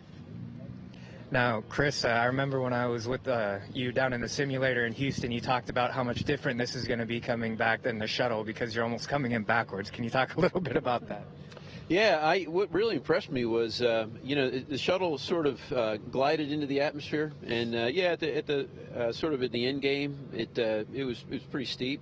This was really steep, so it almost looked like it was going to overshoot the landing site, and at the last minute, gravity sort of took over, and it pretty much came straight on down. So I was a little curious about the boom. We got a nice double boom out of it. I wouldn't say it was real loud, but other than that, being able to just watch the entire sequence from the ground on down was just fantastic. I heard our radar team picked up Locke right over the mountains as it was mountain rise, which is great. I heard that the WB-57 with reconnaissance and telemetry data picked up a lot as well. So we're going to have a lot to look at. I think really clean landing.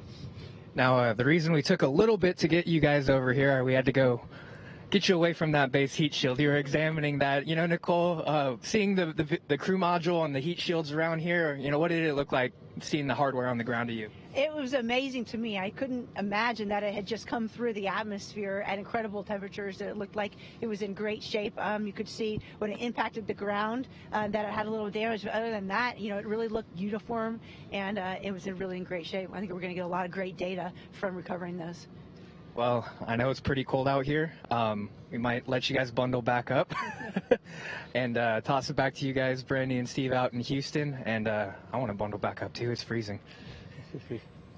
Thanks so much, Josh, and great to see the crew out there. And as you can see, we are now joined by Flight Director Richard Jones coming off a great landing. Welcome, Richard. Thank you so much. Thanks so much for joining us. How does it feel to have gotten to this point? Oh, it's a relief. But excitement at the same time. It was a lot of people are looking at this mission that we didn't get everything that we should have, but in my eyes, it was a huge success. Huge success. And you heard the NASA administrator soon after talking about how much information is coming from this mission.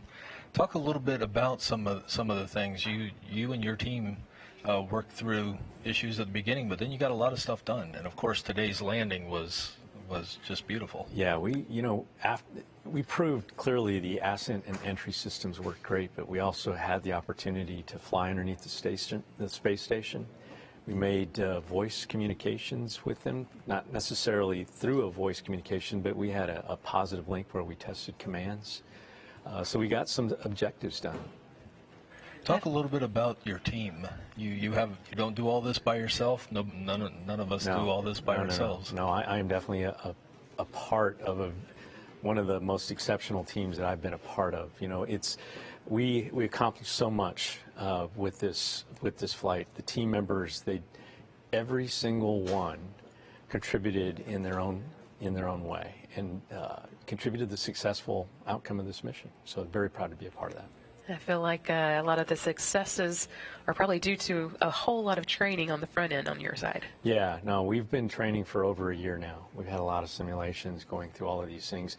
And it's kind of built into the flight control elements that we all are trying to hone our skills to do. And it's just to perform under sometimes the face of adversity and perform when everything's calm. So, you know, it's part of what we do. You all seemed very calm the whole time. We were right here with you, and it was amazing to us. Well, it was, you know, it's almost like a duck with their feet paddling underwater. We were working really hard trying to get through some really difficult challenges, but on the surface, yeah, that's our demeanor. When you had, of course, this great seat where you saw all the telemetry of the vehicle as it came down, as it landed, looked stable as a table to us, came down soft as could be. You saw the numbers. How did that look to you? No, the data looked, I mean, just great. And there was a period during re-entry where we had a little bit of a blackout, but it happened exactly where it should have been. All of the systems were performing exactly like what we predicted. In fact, a lot performed better than what we were expecting. And so it was really good to see the vehicle behave the way it did. And we're seeing right now some live views of the astronauts getting a look inside the vehicle. I know you had a good seat, but it's hard to compete with that one. No. You're right. I cannot compete with that. It's going to be really exciting to see the CFT crew get into not necessarily this vehicle, but its vehicle, their vehicle that they're going to fly to the space station. It's going to be a great day to see that happen. How do you think Rosie, the Rocketeer, did during this flight? I'm sure she did just fine. You know, she got a great ride during ascent. The Atlas V performed flawlessly. Once we got on orbit, she got to see how the cabin atmosphere was behaving, all of the systems. She probably had, it's like a Southwest flight to their hometown. It was just that easy. When you look back at this mission, what are some of the days that are going to stand out to you? Oh, every single day. You know, it's not more of the days. It was. I will look back on this and just remember the people that were a part of it. There were just so many people, not just in this room. The engineering team, whether they were just down the hall in Florida, the ULA team members that we had, the mission management team meetings that we had. It's really special to see so many people from different backgrounds just come together and just perform flawlessly. That's what I'm going to remember. Getting some good We're views getting inside. some of our first images from inside the cabin of Starliner. Richard, you're seeing these fresh just as we are. What are you thinking? Gosh, you know, it looks. I'm looking inside that cabin, and it looks like all of the cargo did just fine. It's. I would love to see Rosie just sitting there, just to see how Rosie did. But boy, it looks like they had a really smooth ride. That's what it looks like to me. Lots of good news today. You can see just a little bit of Rosie there on the There left you go. side of the screen. I do see her. Yeah. Yeah. Looks like she had a great ride. Well, and Richard, returning to kind of your journey so far, you were on hand for the last flight of the space shuttle, and now the first flight of this new vehicle. That's some interesting bookends. It is, and you know, being a part of STS-135, shutting down the shuttle program with that mission, it was very special. It was very emotional. Chris Ferguson was a part of that mission, so I'm paired with him again coming up on this upcoming CFT mission. But to start up a new program like this from the ground up, all of the years of hard work that many, many people put into this, it's very special. I will always remember that. Yeah, I'm sure. What would you say that this team needs to do and get ready for between now and the next mission? You know, what we need to do is we need to look at the data, right? We're going to grab all the data that we collected during this flight, break it down, look where things can be improved, look where things don't need to be improved, because there's a lot of areas that fall into both of those categories, and really look at it with the eye in terms of what really has to happen in terms of changing before we go fly CFT. That's what we need to go do. Well, Richard, thank you so much for joining us. I really appreciate it. I think actually we are now going to go back to the field and hear from Sonny Williams, who's going to be on this capsule next time. That's great news.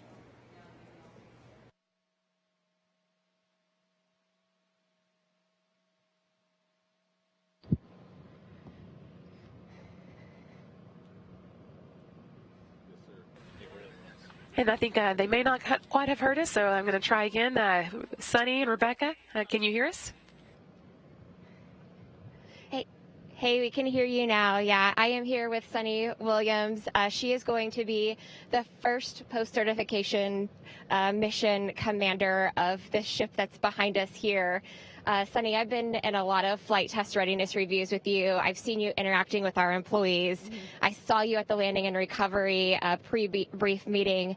Every time you're like, you have got to bring the ship back home so I can get into space with Josh and fly it again. So give us a recap of how you were feeling watching, Starliner return from space out here. Yeah, it was really pretty unbelievable. It was picture perfect. Everything about it was just amazing, from seeing the tail as it flew in. Well, first of all, seeing the space station fly over, that was cool. Seeing the tail of the spacecraft fly over, see all of the pieces and parts start to come off, the forward heat shield, the base heat shield, to the parachutes open up.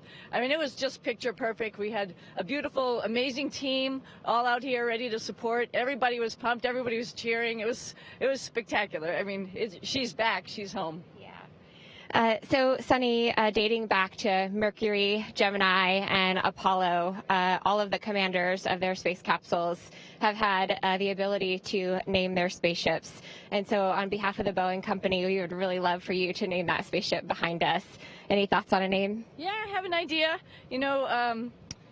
A little homage to other explorers and the ships that they rode on. I think we're going to call her Calypso. Calypso. So let's think about this, right? Ship, Jacques Cousteau. Yeah, his ship, Calypso. And so you're an avid diver, right? So walk me through why you think that name is fitting. Yeah, of course, I love the ocean. I love what the ocean means to this planet. We would not be this planet without the ocean. There's so much to discover in the ocean, and there's so much to discover in space. It just seemed like a natural marriage. We love it. Thank you so much for being here, and we can't wait to get you on that vehicle flying to the International Space Station. And back to Brandy and Steve in Houston. Thanks, everyone. The good ship Calypso. We have a name now for this Starliner spacecraft that has returned today to the sands of New Mexico.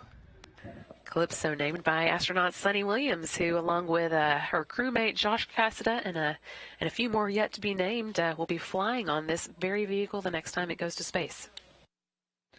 So a lot of activity out at the spacecraft today. Yeah, it'll be a little while before these crews are able to come back in. One more reminder, though, we do have that 9 a.m. Central Time post-landing news conference coming up. That's a little over half an hour away. You'll get a chance to hear from NASA Administrator Jim Bridenstine, Jim Chilton, who's the Senior Vice President of Space and Launch for Boeing, and our Commercial Crew Deputy Director, Steve Stitch. Again, 9 a.m. Central Time here on NASA TV.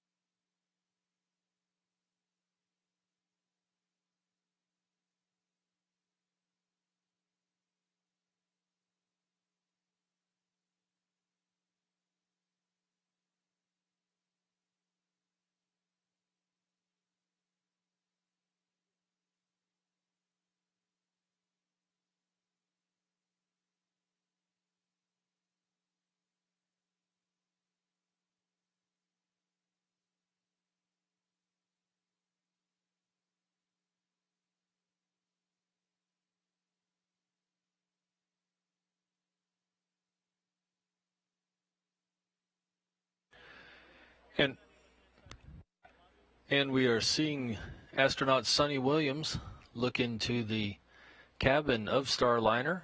That is her ship next. That is the good ship Calypso, named by NASA astronaut Sunny Williams, who will command it on its first operational mission to the International Space Station. Of course, before she does that, there'll be the crewed flight test. That'll be with NASA's Chris Ferguson, Boeing's Chris Ferguson, apologies, and NASA's Mike Fink and Nicole Mann. All there on hand, taking a look at the vehicle, and all very eager to see the next Starliner in space.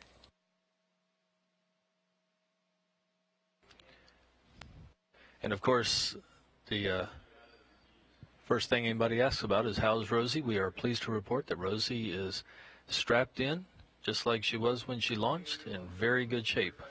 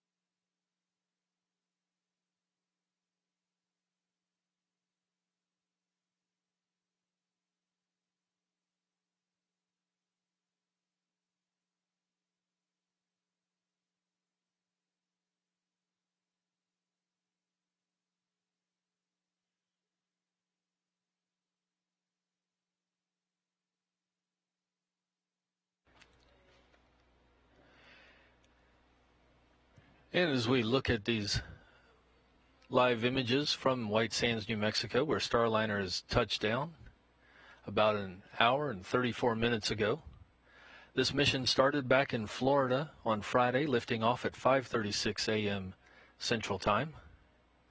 Going up and ran into the difficulty at orbit insertion, but managed to get into a safe, stable orbit, accomplished numerous mission objectives, and then positioned the spacecraft for a return home.